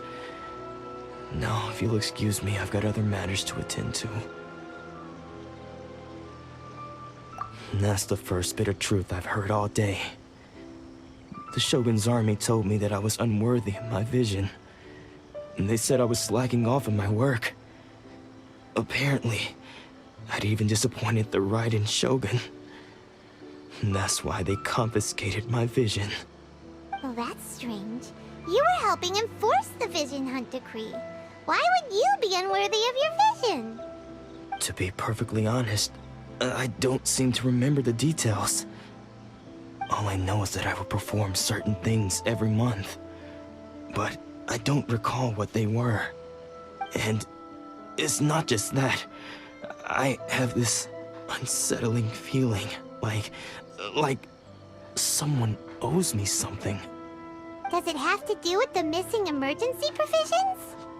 I didn't take any. Like I said, if I was taking them for myself, I wouldn't be going through such hard times right now. To top it all off, my house was just raided by treasure hoarders, which is why I came here in the first place.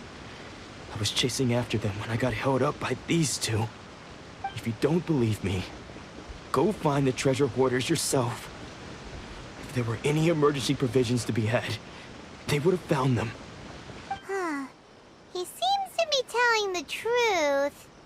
But we better confirm. Let's go round up those treasure hoarders and see what they have to say. We should be able to follow their tracks. They couldn't have gone too far.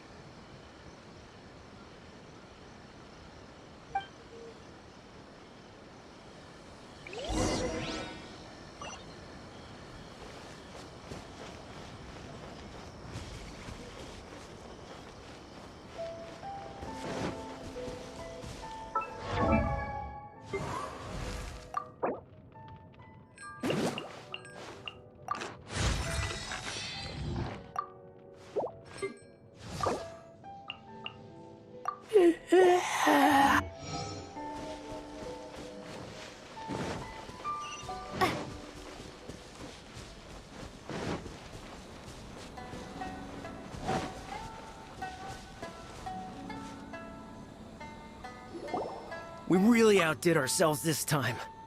All those samurai houses packed with goods. We really hit the jackpot. I mean, besides that one house. You haven't seen anything yet. There'll be a lot more where this came from. Today's just the beginning. I'll be leading you all on an epic journey of pillage and plunder that will go down in hoarder history. You demand, boss! These seem like the treasure hoarders we're after. Let's teach them a lesson!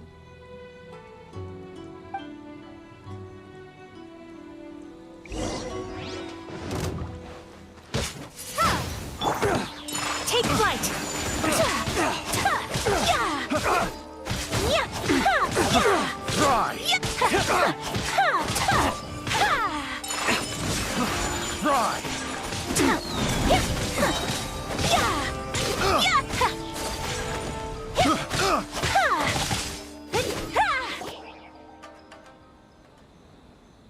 Oh, there goes all the Mora. We worked hard to steal that, you know? Come on, boss. Think of something. Not bad, kid. You ever think of joining the treasure hoarders? We could use someone like you.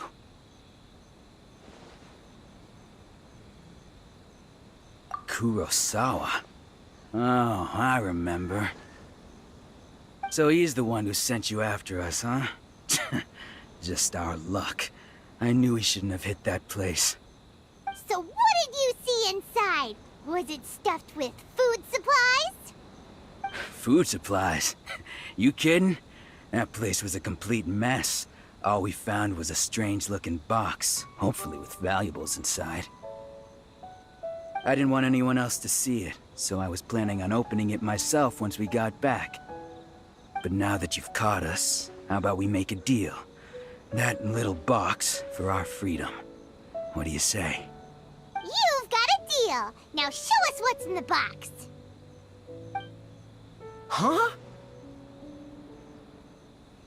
What the? There's nothing in here but IOUs! Yeah, a lot of them too.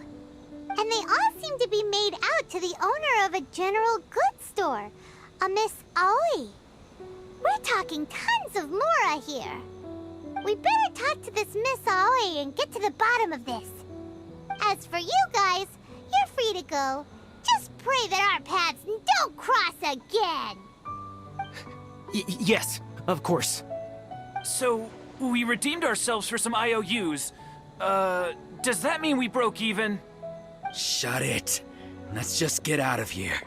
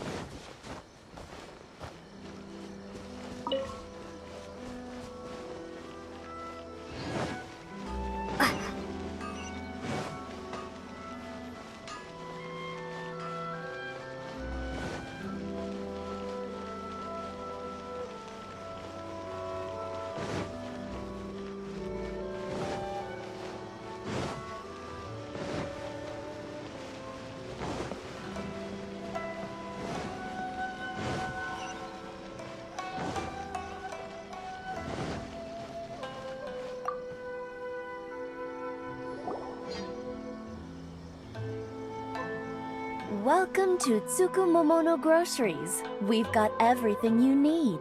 Can I help you find something? Or perhaps there's something you want to inquire about?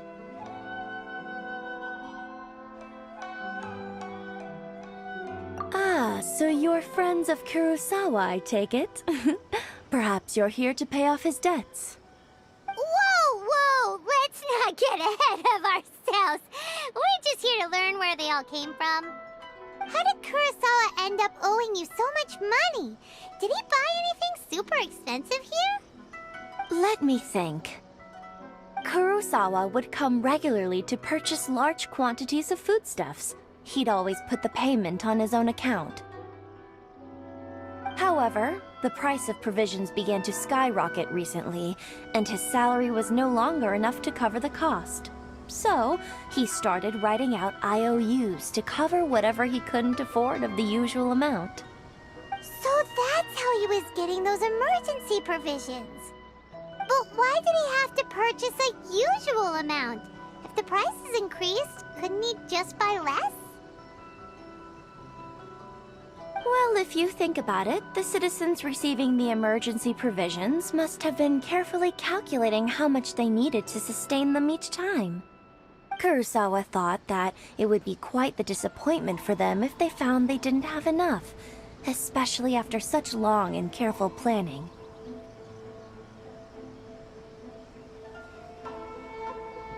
So he deemed it necessary to take on the debt rather than let the people down. Wow. Kurosawa was purchasing all the emergency provisions at his own expense. And no one ever appreciated what he did. They just complained and held him accountable. People's attitudes will always reflect their circumstances. In the face of hardship, nobody cares to think twice. If you ask me, had Kurosawa told everyone the truth about the supplies from the start, then there wouldn't be such a severe backlash now. Of course, I'm sure there would still have been some unrest. What he was doing was truly a thankless deed. As for why he chose to spend his own money on emergency provisions and never tell anyone, I'm still not too clear myself. If you're still curious, why don't you go ask him yourself? I see. That reminds me, it seems that his vision was recently confiscated. Most unfortunate. If he doesn't clear the debt on his name, he'll have no choice but to sell that sword that is so dear to him. Sword? What sword? Oh, didn't he tell you? He possesses a very valuable blade. He's carried it for years now. I've asked him about its origins. He told me that it was a gift from his father, that it was too precious to sell. In hindsight, I regret that I never made an offer on it. Everything has its price, at least that's what I think. Why don't you ask him about the sword yourself? Perhaps it'll even provide you with the answers you're looking for. Oh, but before you go, if you would kindly settle today's bill. But we didn't buy anything! Information is also a kind of commodity, wouldn't you agree? Don't worry, I won't charge much for information about Kurosawa. Nothing we ever discussed was explicitly confidential anyway. Oh, let me think. 2,000 mora should be a fair price.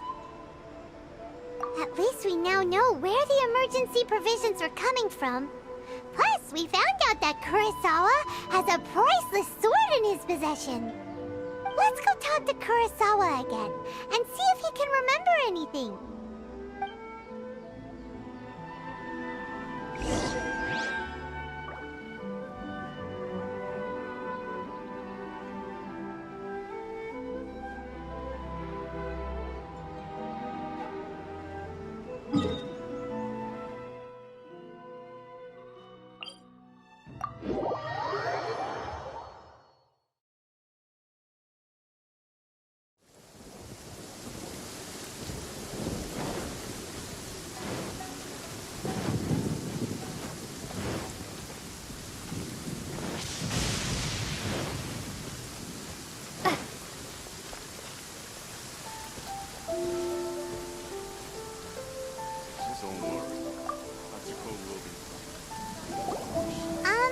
What are you doing here all by yourself? Where did those other two go? I presented them with a choice. Either they left or I drew my sword. They left. It turned out to be a real time saver, actually. Perhaps I should start using it more often. Did you manage to track down the treasure hoarders? Everything I said was true, right?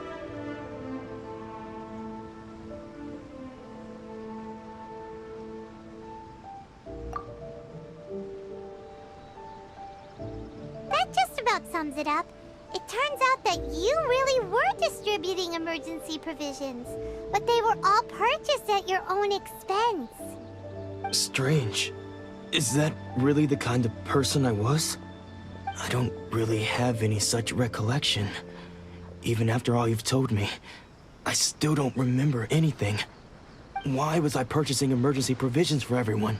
And why would I put myself in such a difficult situation? I really don't understand.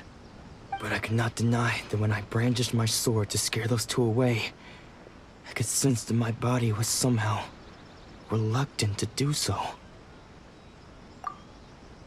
This sword was once wielded by my father. I remember once when I was young, I wanted to sneak out with the blade and show it off to the kids next door. My father ended up catching me in the act and scolded me severely. What did he say? I can't seem to remember that either. It would seem that I forgot many important things when my vision was taken from me. So many memories gone. Forever. No matter how hard I try to remember, all I can remember now is my father telling me that this blade bore his life's creed. Before he passed away, he placed the sword in my hands and said to me, "With this sword, you should..." Hey, if you look carefully, there seems to be some words engraved on the hilt. Can you recognize the words?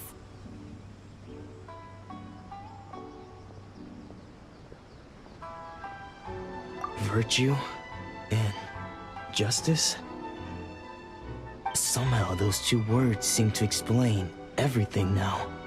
taking on seemingly endless debts to make others happy. I guess that must have been my greatest ambition after all. But what use of virtue and justice? I purchased the provisions for those in need, and look how things ended up. The Tenryou Commission seized my vision, and the very people I was so desperately trying to help refused to understand me.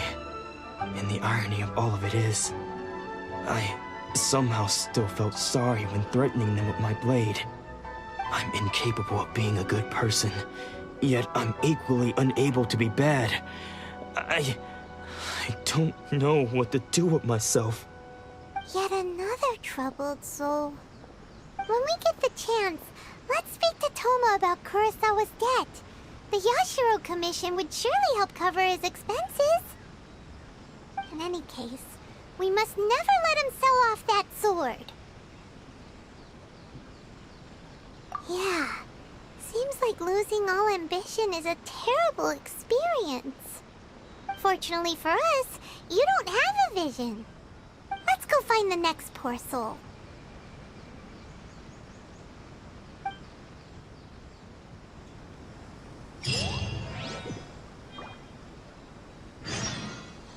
Don't worry. Magical will be.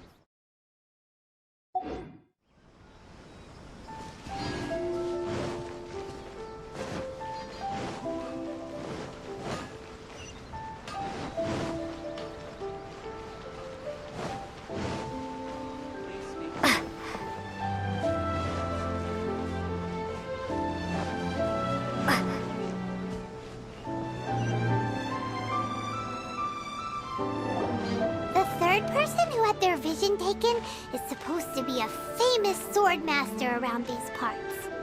Paimon heard that he's the present-day master of miHoYo Shisui art. Sounds pretty impressive. This is his dojo. Luckily, there's some people around. Let's go talk to them. Nanako, don't worry. Sensei will be fine. Those thugs that challenged the dojo were strong, but he fought them all off in the end, didn't he? Maybe, but I'm still worried about him. Things have gotten dangerous before in the past, but it's never shaken him. This time, though... It's just because he's been possessed, that's all. Once the exorcism has taken place, he'll be right as rain in no time. Hey there! Did something happen? Who are you? I don't care whether you're trespassers or just here to harass us while Sensei is impaired. Get out of here immediately! Don't make me draw my blade, or you won't live to regret it. No! You got it so wrong! We just came here to...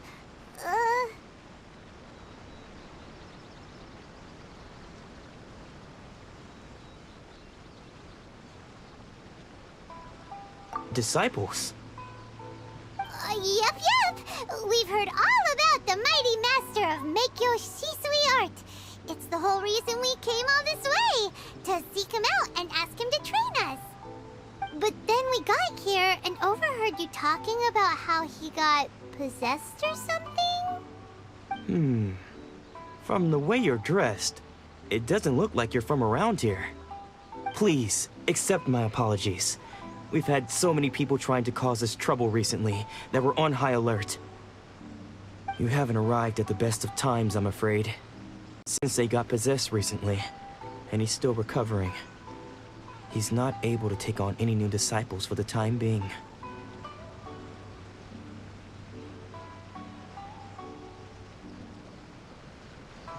I see you are earnest in your pursuit. Okay, how about this? My fellow disciple Nanako and I will explain Sensei's situation to you in a little more detail. Then you can decide whether to stay or to leave. Sensei's name is Domon, a name I'm sure you've already heard.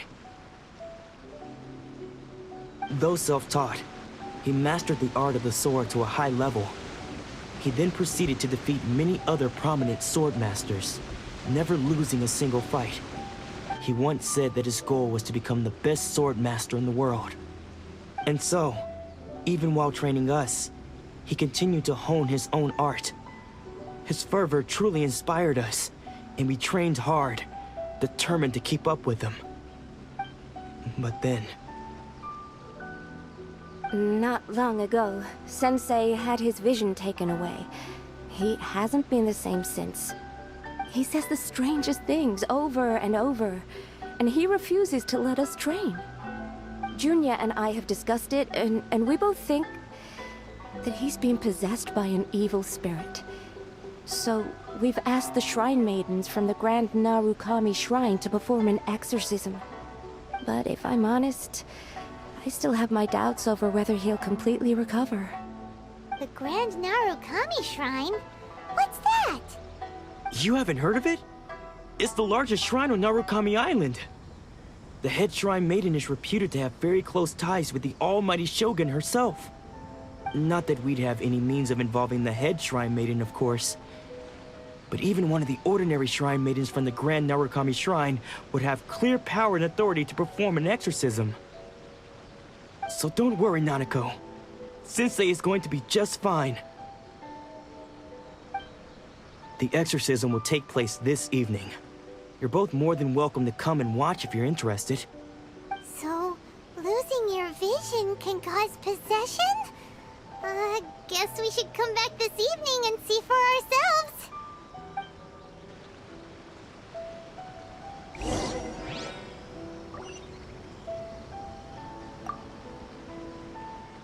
Shh. So you decided to come. It's a good thing you didn't arrive any earlier. You would have had to witness Sensei in one of his fits of madness.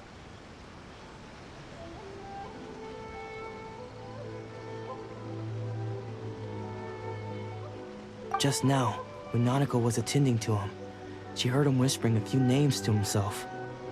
When she asked him who the people were, he suddenly looked panic-stricken and pushed her away. It looked like he was in great distress. He was covering his ears and looking frantically around him with bloodshot eyes. All the while he kept calling those names. Some of them we knew, others we didn't recognize. But they all seemed to be the names of sword masters he had defeated in the past. One of them was Anzai. He used to be a fellow disciple of Sensei's. His senior, in fact. But Sensei defeated him in a duel many years ago, and he has been a wanderer ever since. Sensei wouldn't stop calling his name.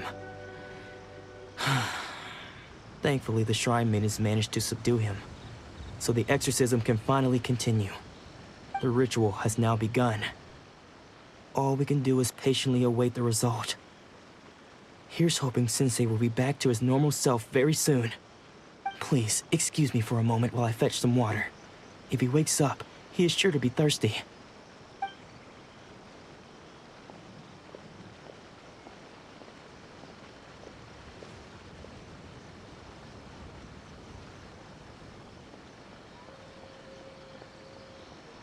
Huh? Who's that sneaking around? Uh-oh. Could they be here to mess up the exorcism? We won't let them get away with it. Come on, let's go after them.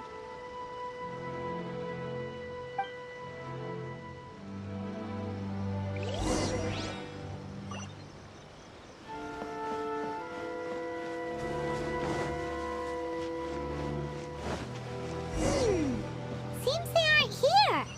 Should we keep going further up?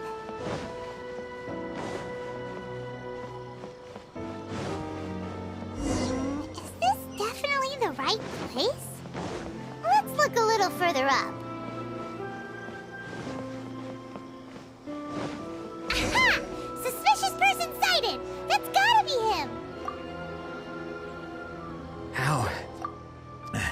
How did you catch up with me so quickly? Are you sure you're Domon's disciples? You move even quicker than he does. Unless... I guess it's been a few years. Maybe his skills have improved again. Excuse me? We're the ones asking the questions here. First off, who are you? And what are you doing sneaking around these parts? You You seem like bad news, mister! Bad news? I'll have you know I trained side by side with Domon back in the day, long before you ever showed up. I don't care to talk about that time anymore. But if you must know, I am Domon's senior. His senior? Wait, that means you must be... Anzai? Yes, that's me.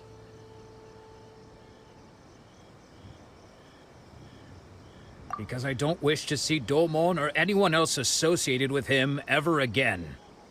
When we were young, we trained under the same swordmaster, studying miHoYo Shui art together.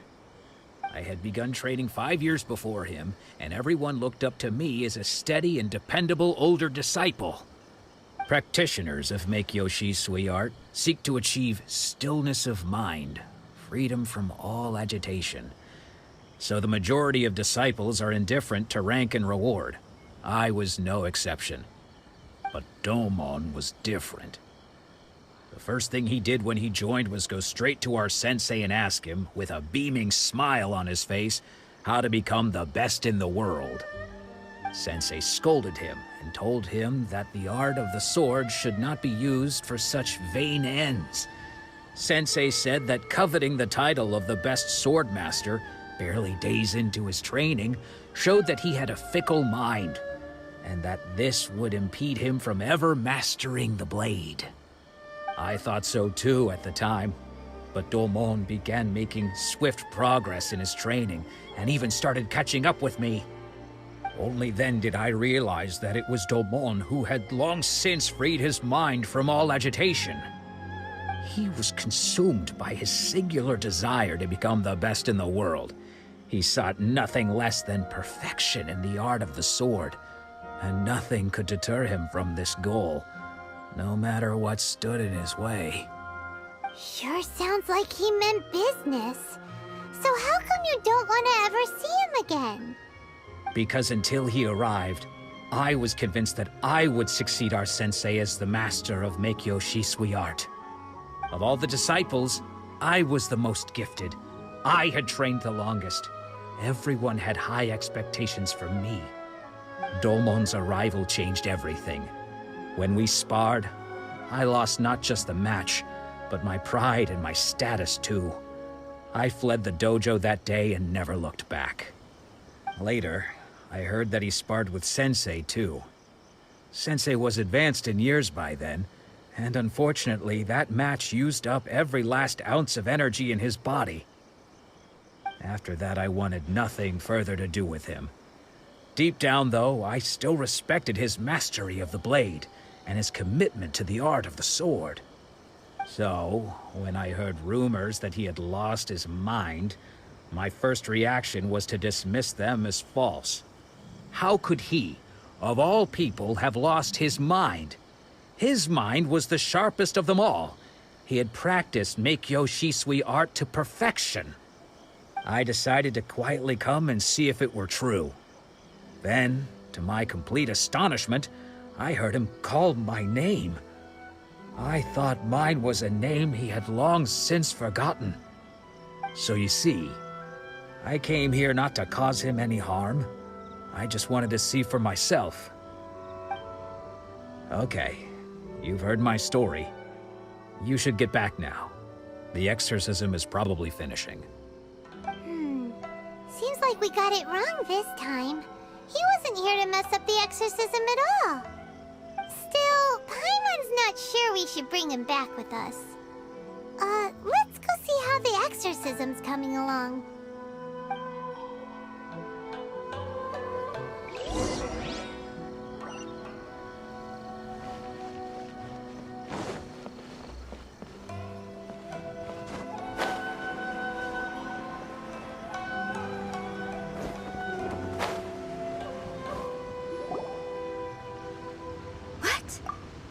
You're saying he isn't possessed? Does that mean that he's just lost his mind? But how is that possible? No, I refuse to believe it. Something's clearly wrong. Nanako, please. Try not to get agitated. I am sorry. With what powers I have, I can find no sign of any malignant spirit having possessed Domon. But spirits may take a myriad of forms in this world, many of which I cannot claim to have witnessed myself. Thus, I dare not rule out possession with complete certainty. And all is certainly not lost, for I received word not long ago that Lady Yai has taken an interest in your sensei's case. Lady Yai? Is that the same Lady Yai that I think you mean? The head shrine maiden of the Grand Narukami Shrine? That's wonderful news! Then Sensei will be sure to recover. Correct. Lady Yai is most knowledgeable indeed, and has abundant experience in the exorcism of evil spirits and aversion of great calamities. I am unable to say for certain whether an evil spirit has possessed your sensei, but Lady Yai can give a conclusive verdict. Excuse me, Miss Inagi, but I must ask, should we prepare a greeting gift for Lady Yai? That won't be necessary. All that is required of you is your timely arrival at the Grand Narukami Shrine. Lady Yai does not like to be kept waiting. I must leave now, but we will meet soon at the shrine. I wish Domon a full and speedy recovery. Who'd have thought Lady Yai herself would have taken notice of our sensei's case? Do you mean to say that Sensei isn't renowned enough to deserve Lady Yai's attention? No, that's not what I meant at all. You misunderstand me. I just mean this is Lady Yai, the head shrine maiden. She has direct and close contact with the almighty Shogun herself. Anyway, you should join us too, tomorrow. Given that you've traveled all this way just to meet our sensei, we, the disciples of miHoYo Shisui Art, will do our best to help you. Sure! After all, everyone seems pretty excited about Lady Yai. We're curious to meet her too. Who knows? Maybe we'll be able to find out a thing or two about the Raiden children from her.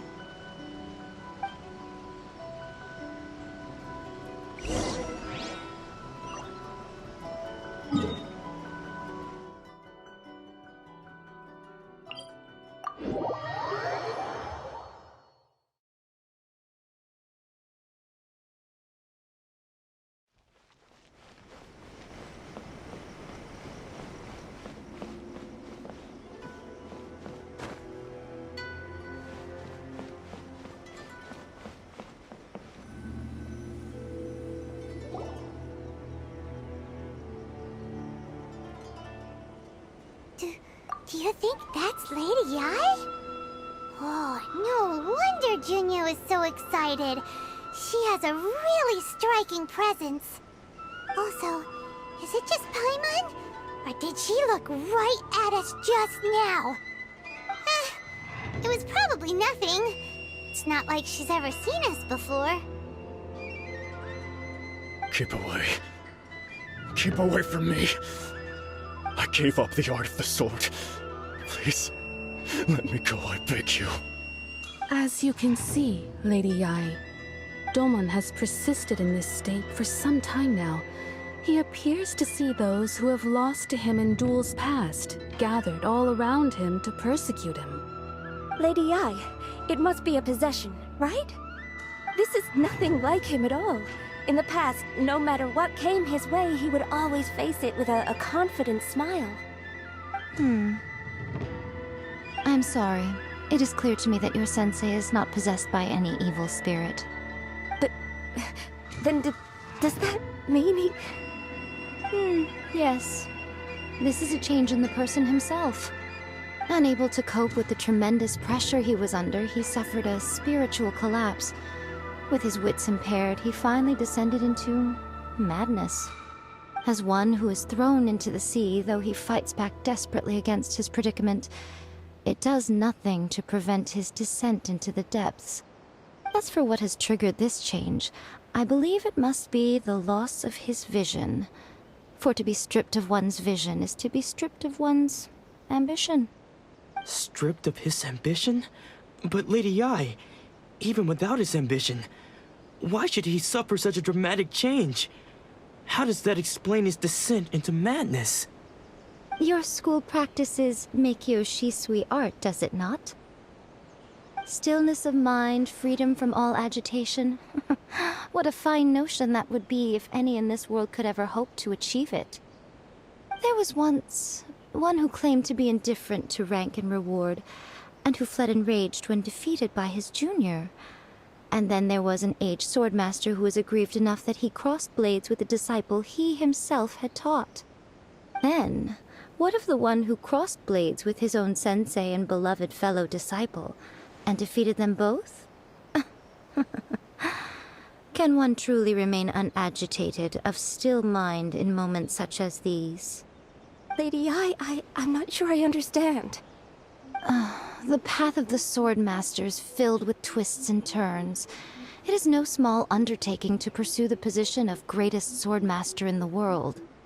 It requires one to take their sword firmly in both hands and cut down the hopes and dreams of others, even those of one's closest companions. Only a deep commitment to his ambition to become the best made it possible for him to rise above the pain of these encounters, to focus on the way ahead. When that ambition disappeared, he began to doubt himself. As he battled his growing anxiety, he slowly descended into the state you see him in now. Much like a certain fatally flawed friend of mine. Poor Sensei. To think he's been suffering so greatly. I'm sorry. It's all my fault. Father, Sensei, Anzai. That's enough. Huh? Isn't that Anzai? Where did he come from? Did he follow us the whole way here? Anzai, why are there two of you? Is that you or a ghost? You're here for revenge, aren't you? I knew it would come. I never should have.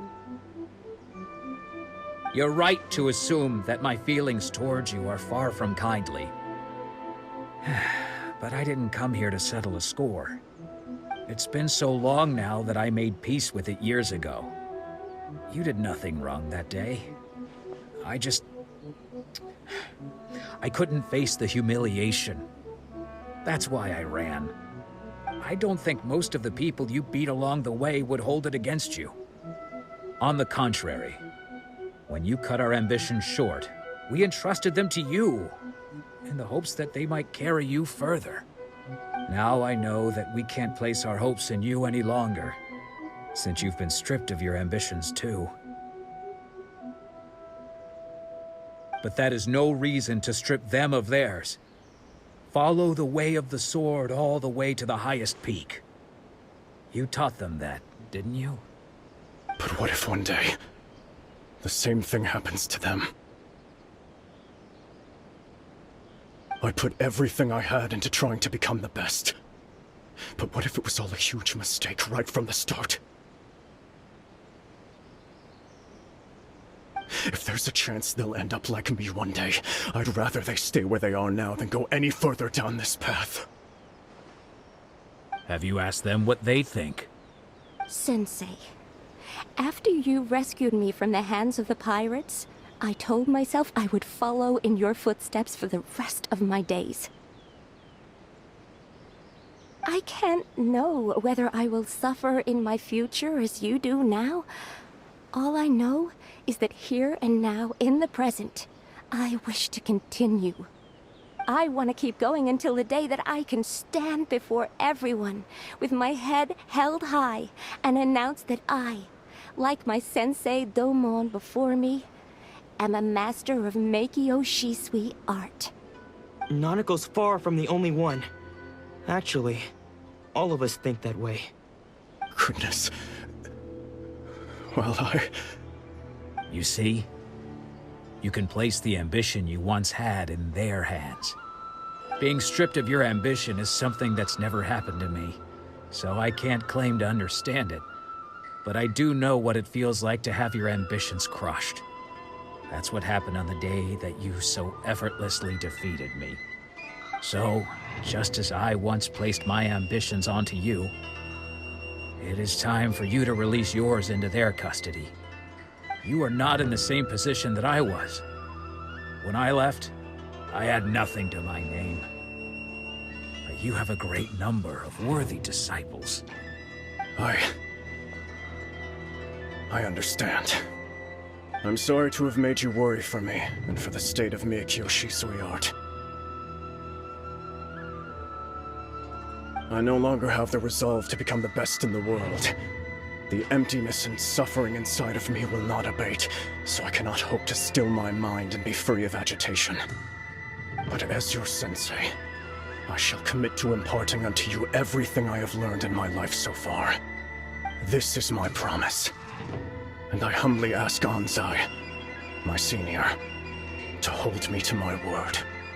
You can count on that. I'd be checking in on you occasionally anyway, just to make sure you hadn't lost your mind again. But I am now used to the life of a wanderer. I do not belong in the dojo anymore, so I will simply stop by once in a while to make sure you aren't cutting any corners with them. Well, don't just stand there staring at me. Say thank you to Lady Yai and then get yourself back home.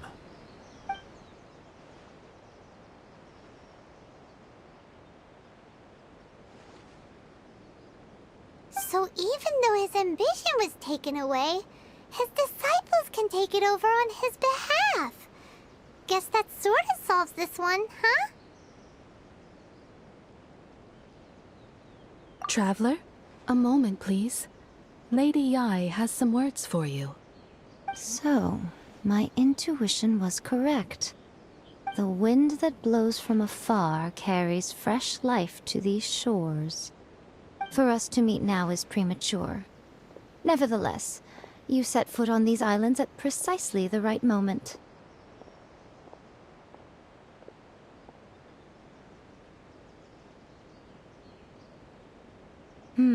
I have high hopes for you, child. Don't disappoint me.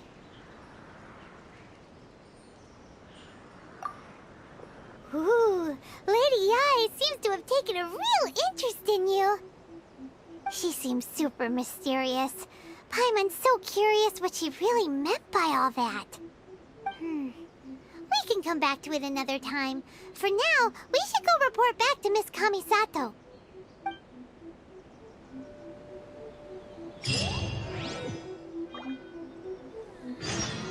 Protection of the electro arc. May the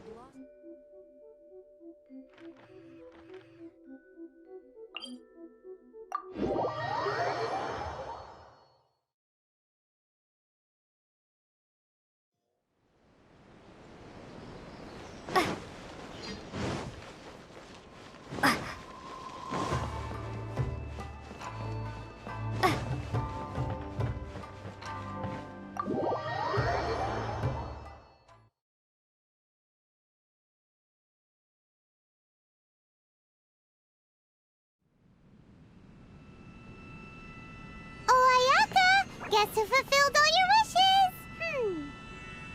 Huh? Ayaka! Huh?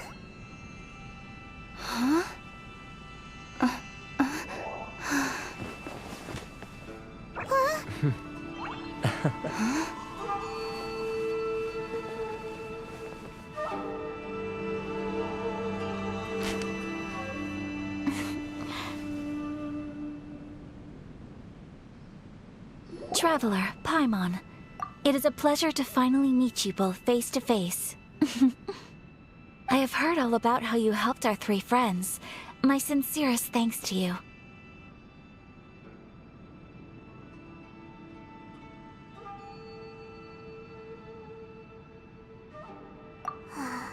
Yeah. Short of getting them their visions back, it seems like there's no way to really help them.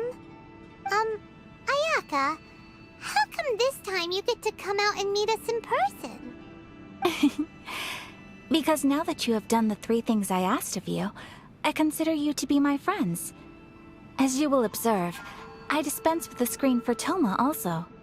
Ooh, wait a second. But isn't Thoma your, servant? Paimon's happy to help. help and all, but Paimon sure as heck did not sign up to be a servant. Oh. Paimon, you are most entertaining. Thoma is first and foremost my friend, and was so before he ever became my attendant. Oh, okay then. Ayaka, you seem pretty different out in the open compared to how you are behind the screen. Alright, we can be friends. Back to the matter at hand. You have now witnessed the pain of those deprived of their... Perhaps in the eyes of a deity such as the almighty Shogun, the lives of those who inhabit the world are inconsequential. Thunders roar, lightnings flash, the winds assault, and the rains descent. All these things take place with no regard for the feelings of the common people. But I believe that surely you understand what they must endure.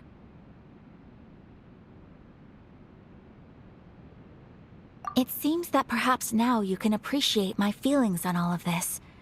In which case, perhaps you would be willing to reconsider your stance? You will? Really? Naturally. All right, bravo, my lady. See? I told you she wouldn't reject them. Now then, given that the remainder of our discussion pertains to matters of a more confidential nature, perhaps we could move to the Komori Tea House? We ought not to involve other members of the Yashiro Commission.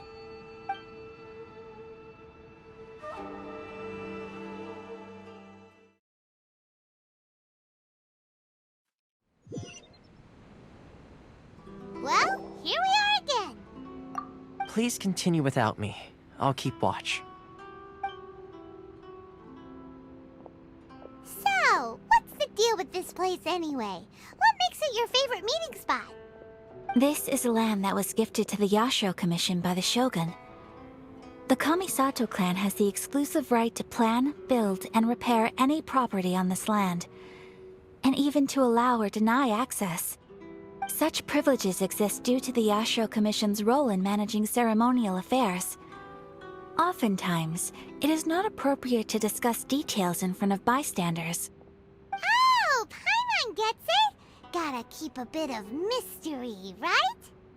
Once the number of ceremonial affairs conducted in the city began to decline, our forebears built a tea house here. Only members of the Yashiro Commission are permitted to come and go as they please. Makes sense.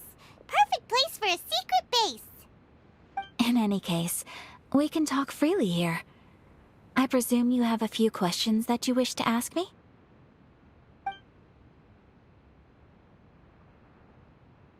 The almighty Shogun. I've seen her on but only a few occasions, most of them formal ceremonies. She inspires awe, commands respect, and exudes a sense of absolute authority. But as I recall, there was something else about her that struck me even more deeply. It was her almost complete lack of any emotion. In that sense, she appeared to me to be less of a ruler and more of, well, an executive official, I suppose. Focused exclusively on her single goal of implementing eternity, acting accordingly without feeling. The issue is this. For the vast majority of people, the Vision Hunt Decree is something that has no implications whatsoever.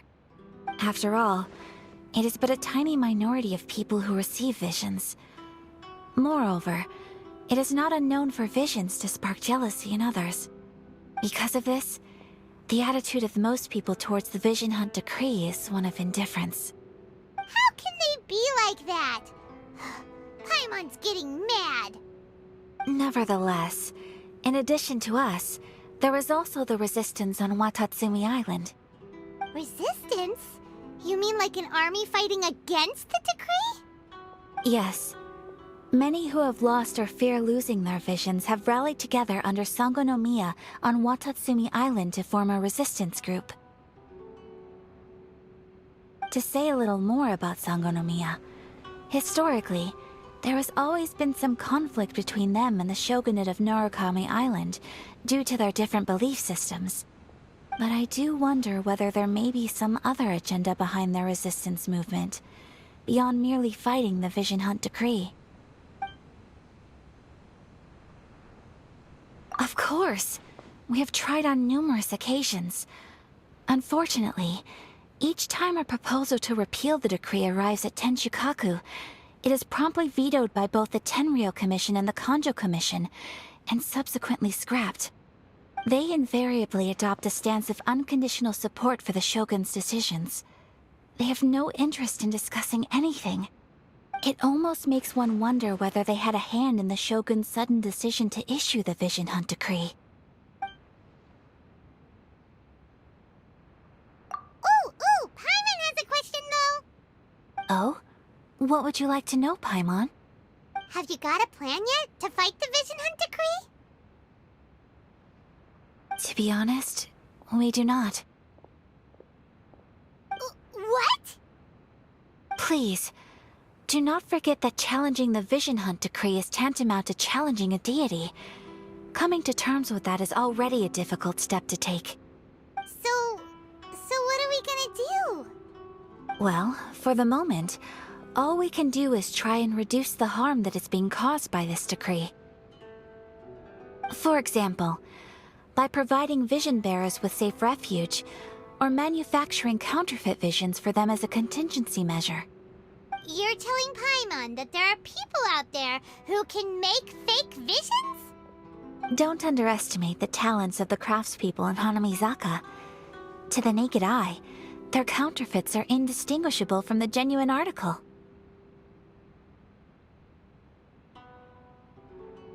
The problem we are facing right now is that Master Masakatsu, who was providing us with counterfeit visions, has recently been arrested by the Tenryou Commission. Darn! So they found out about it? Ugh. Yes. We knew it was not a long-term solution, and that it was only a matter of time before it would be exposed. But we cannot simply abandon Master Masakatsu.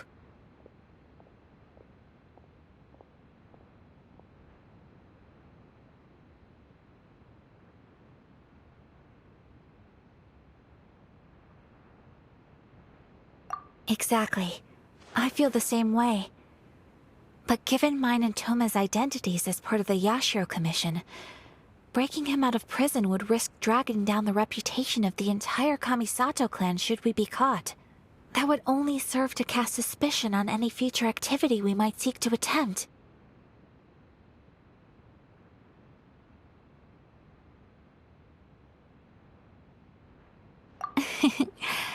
By no means do we intend to place the burden of such a task on your shoulders alone. When you are ready, go to Hanamizaka and look for a fireworks shop run by the Naganohara family. There, you will find someone who can help you.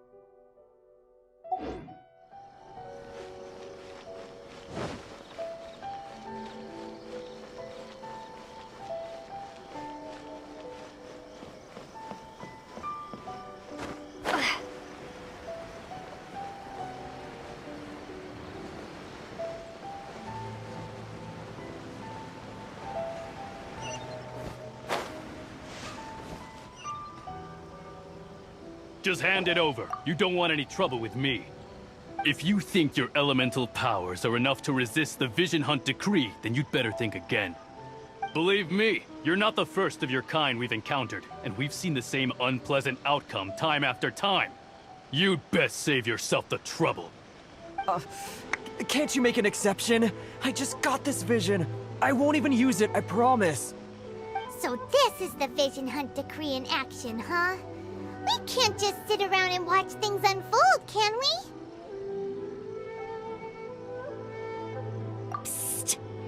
Hey, wait! Huh? There's someone trying to get our attention. Come on, this way. What's going on? Can't you see we need to go help? Shh, quiet. Just sit tight and watch for a moment. Hey, this isn't right, you know. Just because you don't have a vision doesn't mean you can sit back and watch others in trouble. Huh? Hey, wait! You do have a vision! Shh! If you don't keep your voice down, I won't have one much longer. All right. Here, take it. Wise choice. All right, let's go. What should we do now? He's already given up his vision. Doesn't he know what could happen to him after losing it? This is your fault. You're the one who stopped us from interfering. Many thanks, Miss Yoimiya. If you hadn't swapped me a fake just now, I'm sure I would have lost it. No worries. You put on quite the convincing performance.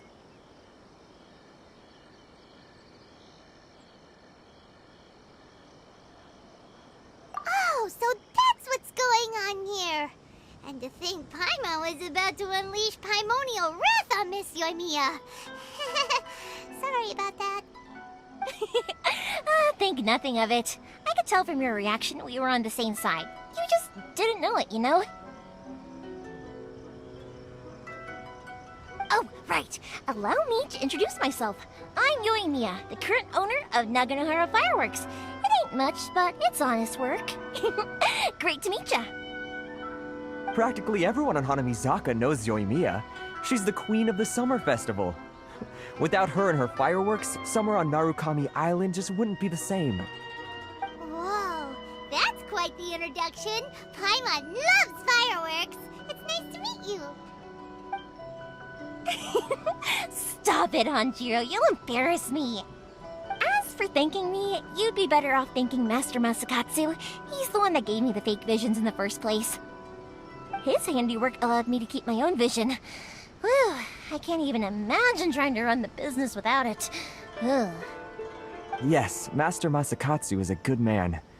It's too bad good people seldom get the recognition they deserve. Master Masakatsu? Huh? Do you guys know him too?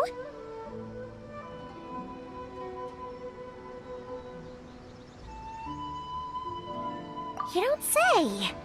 Then it sounds like the Shirasagi Himegimi has a plan. Awesome! I've been thinking about breaking him out too recently. But if I just march straight in there by myself, I'd probably get Miss Kamisato in a whole heap of trouble. So, what about if I join you instead? Sure, welcome to the team. Ayaka told us to go look for help at a fireworks shop. She must have meant you. Seems like I finally got a new job to do. Besides hiding vision bearers in my shop, that is. So, Master Masakatsu is being held at the police station. I've already surveyed the area and found a way in. Whoa, talk about a reliable source. Seems we've got the right person on our team. Not bad, huh? Let's go as soon as everyone's ready. Don't worry, Master Masakatsu. We're on our way. Time to break him out!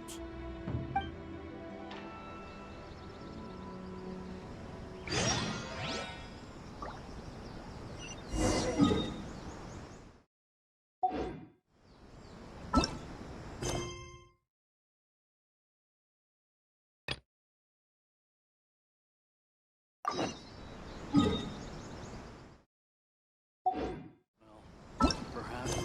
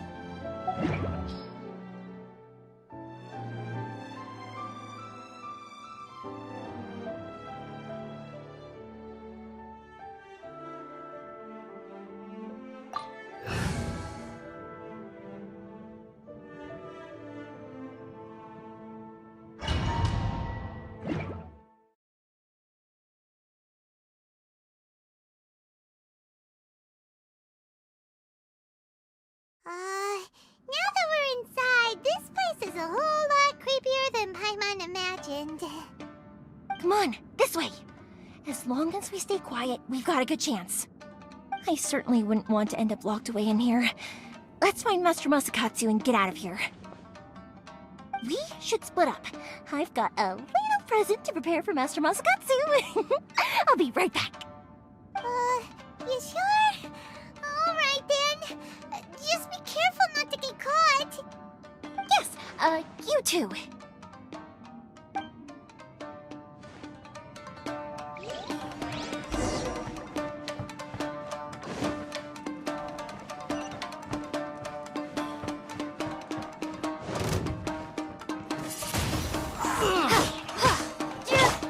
My apologies.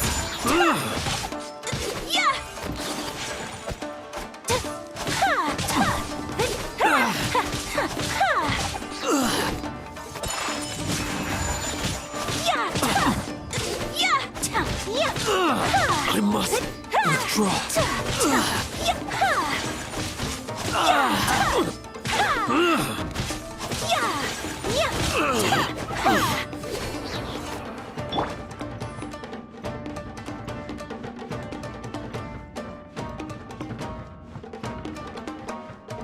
Talk about a big door. Seems we need to collect something shaped like Magatama in order to open it.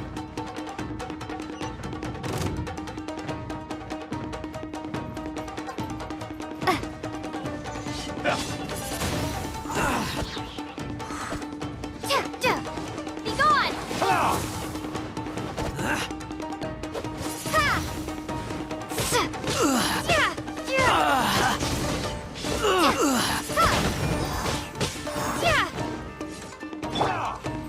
Embrace the ice!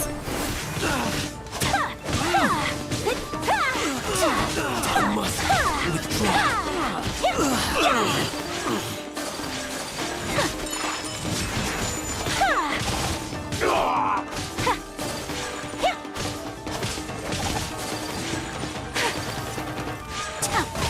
Take flight! I must withdraw.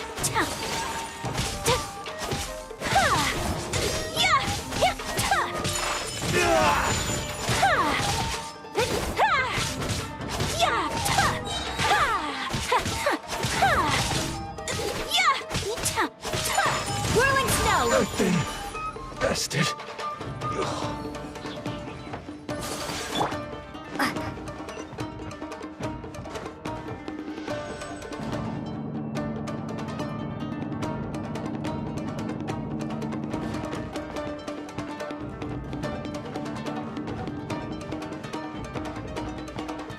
Who goes there?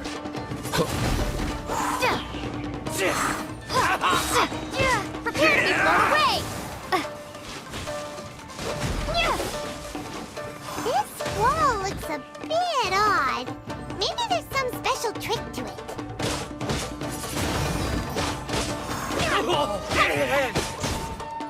I won't forget this.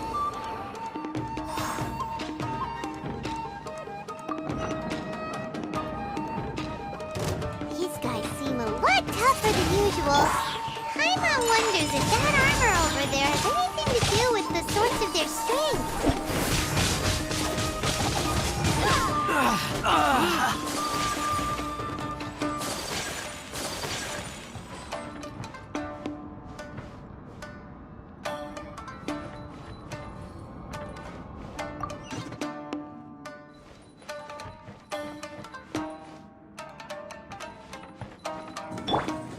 Who goes here? Brace yourself. You're toast!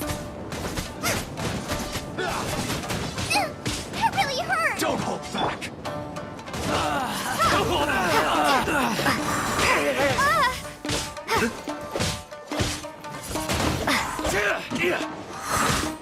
Take this! Be gone! Get them! Windblade! I dare you!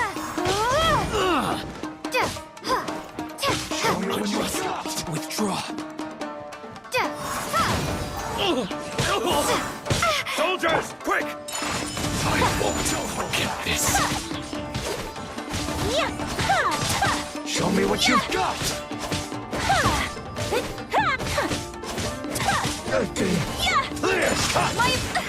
So rude!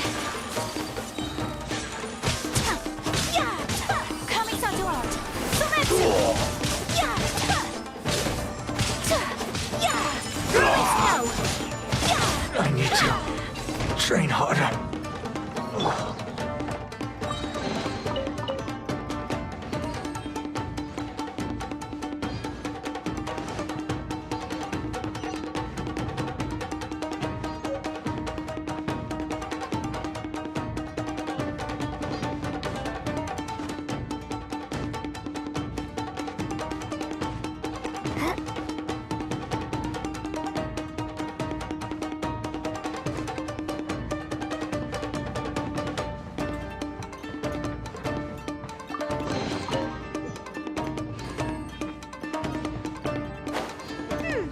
Doesn't that Magatama shape look pretty similar to the grooves on the door over there?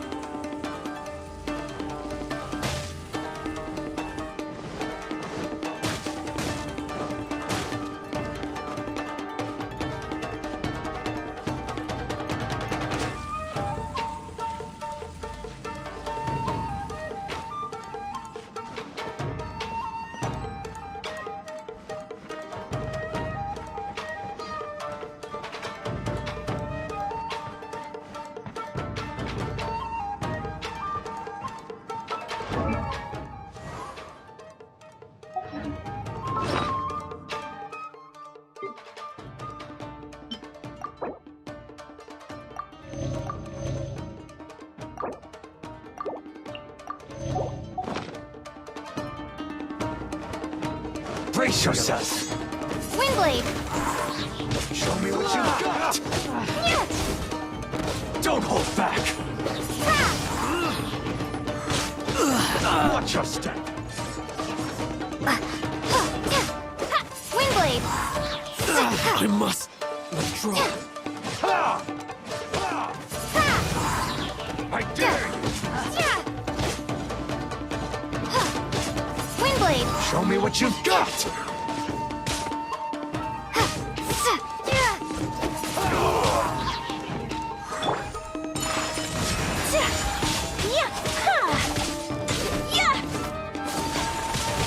Allow me to strike first!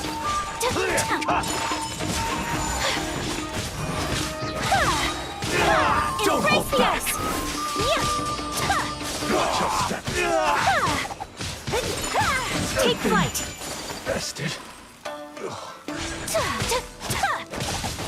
I'll spare nothing!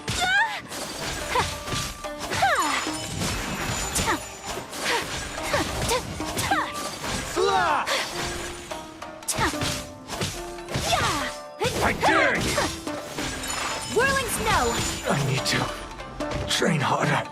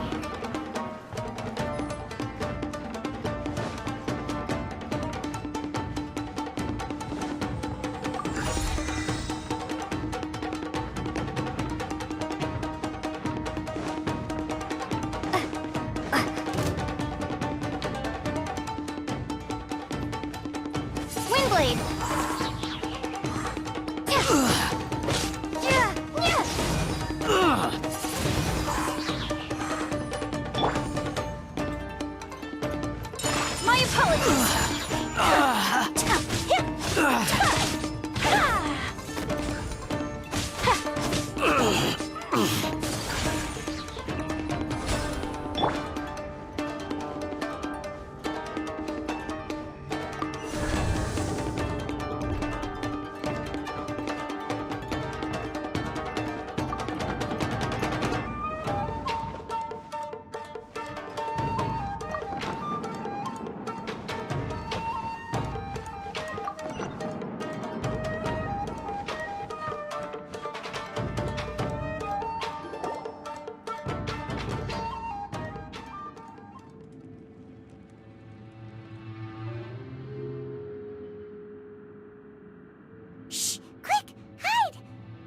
there. That must be Master Masakatsu. Did you really think that little trick of yours could fool us? Locking you up was just the beginning. No! Oh no! Those Tenryou Commission brutes are torturing him! If we don't come up with a way to break him out fast, then... Huh? Yoimiya, when did you get back here? I can't bear to watch. If anything happens to Master Masakatsu, our whole plan will have been for nothing. Hey, you there! What are you doing? Ma'am. We were just teaching him a little lesson, that's all. Huh? Who's that? That's Kujo Sara, adopted daughter of the Kujo clan of the Tenryou Commission. She's also a general in the Shogun's army. What's she doing here? Make way, let me have a look at him.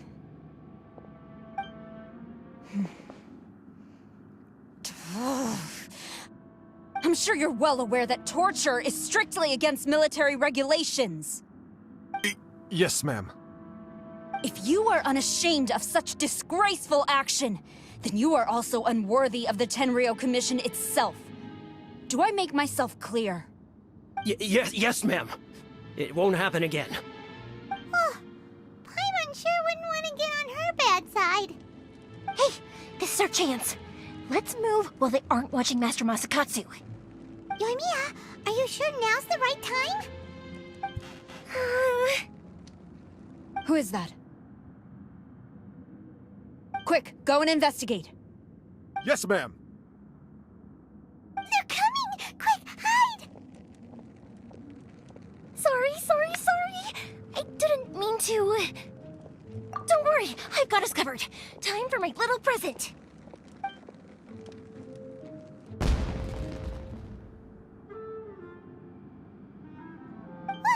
Fireworks! Huh? Was that an explosion? It sounded like fireworks. Quick, let's hurry!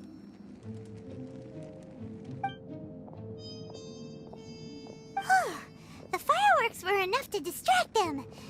Maybe more than enough. Fireworks aren't just for festivals, you know.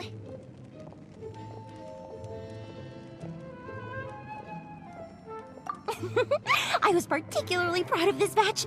I decided to.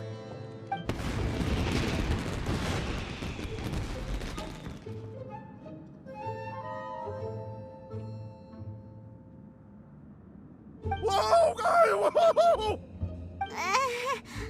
Yoimiya, this is turning into a bit of a fireworks display. Well, fireworks are my craft after all. Every batch has to be spectacular. Look, the coast is clear. Now's our chance.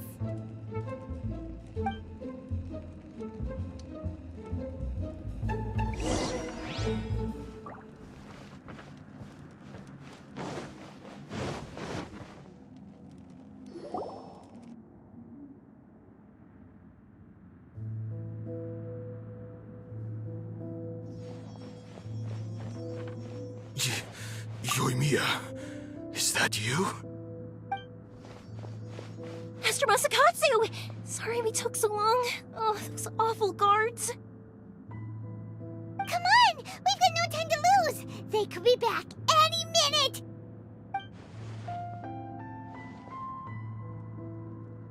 Oh.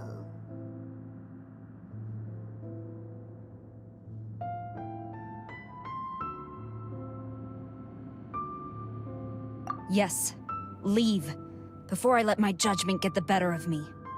He's in serious condition. Be sure he gets immediate medical attention. But remember, once he's recovered, it won't be long until I bring him right back.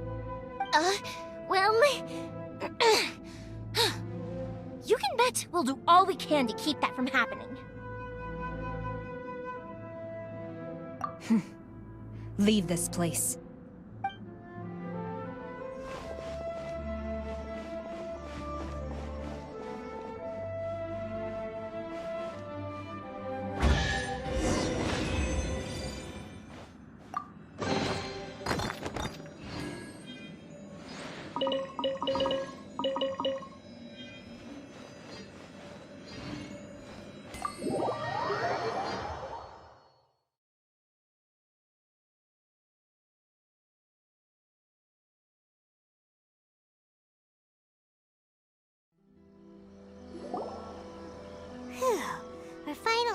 that creepy place. Yes. Finally, I've made it out of there. Master Masakatsu, how do you feel? Can you hold on? Don't worry. I think I can make it to the infirmary without keeling over. Thank you. All of you. I'll take him to get treated. I'll treat you to a round of drinks once this is all over. Don't worry about us. Just take care of Master Masakatsu.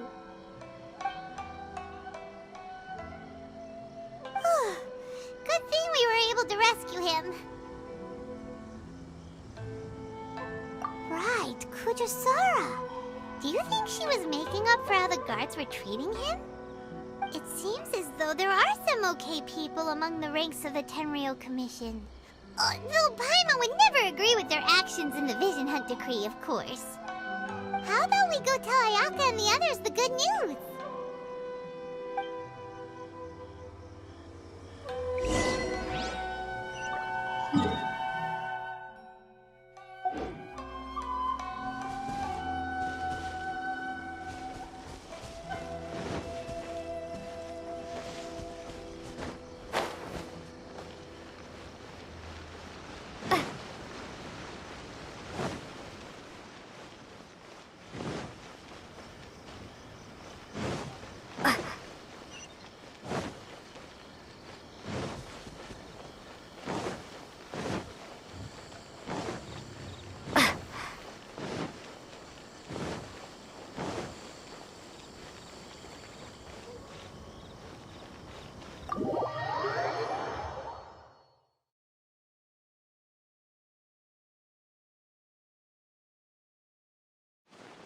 I see.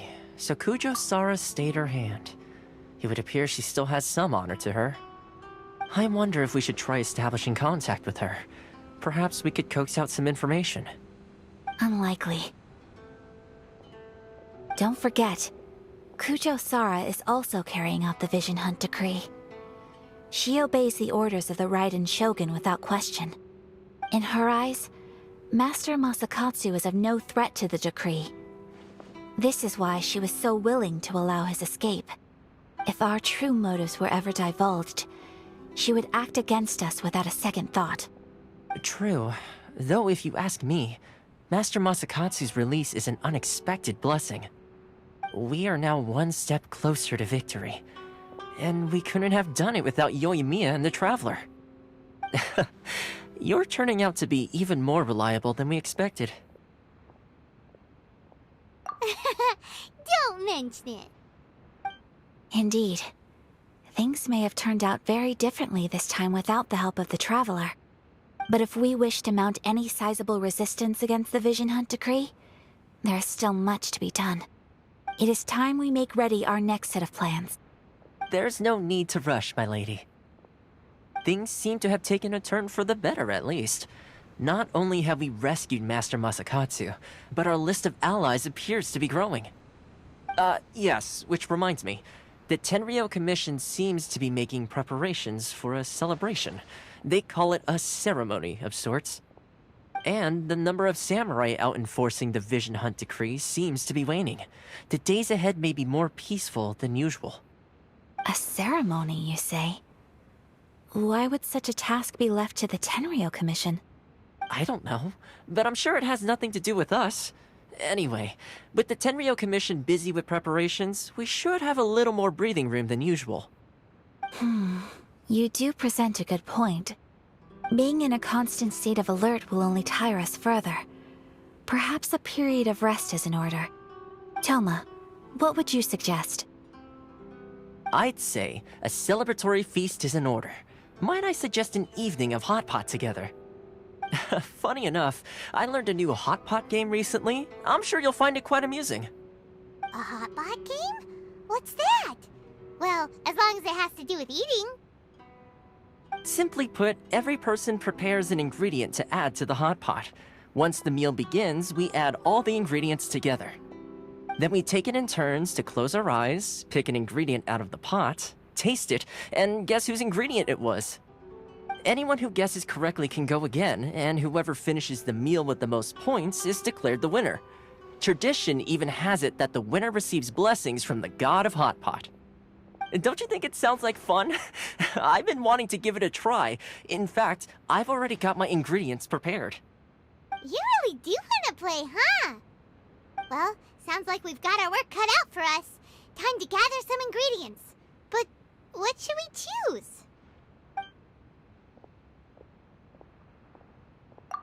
Ooh! Paimon proposes we gather raging demon-level Joyun chilies, super salty ham, mist flower corollas. This is already shaping up to be a hot pot to remember! Oh, my stomach! It feels like Yoimiya's fireworks are going off inside me. Who would have guessed that Thoma would be the winner? He ate practically all those weird ingredients without a second thought. Thoma? You okay, buddy? Salt-crusted herring, unripe lavender melon, flash-boiled dongo, oh, and whatever that thing was that nearly froze my tongue off. Hold up, my life is starting to flash before my eyes. Time I call it a night, everyone. You've only got yourself to blame, Thoma. All those strange things you ate were ingredients you added yourself. But weren't you the one who added those little cakes, Ayaka? I think the Traveler ended up eating one. Boiling cakes in hot pot? Ugh. Think of the texture. I must apologize. To be perfectly honest, I thought the cakes would be a tasty addition. Uh-oh. I'm definitely not okay. I need to lie down. I feel like a new man.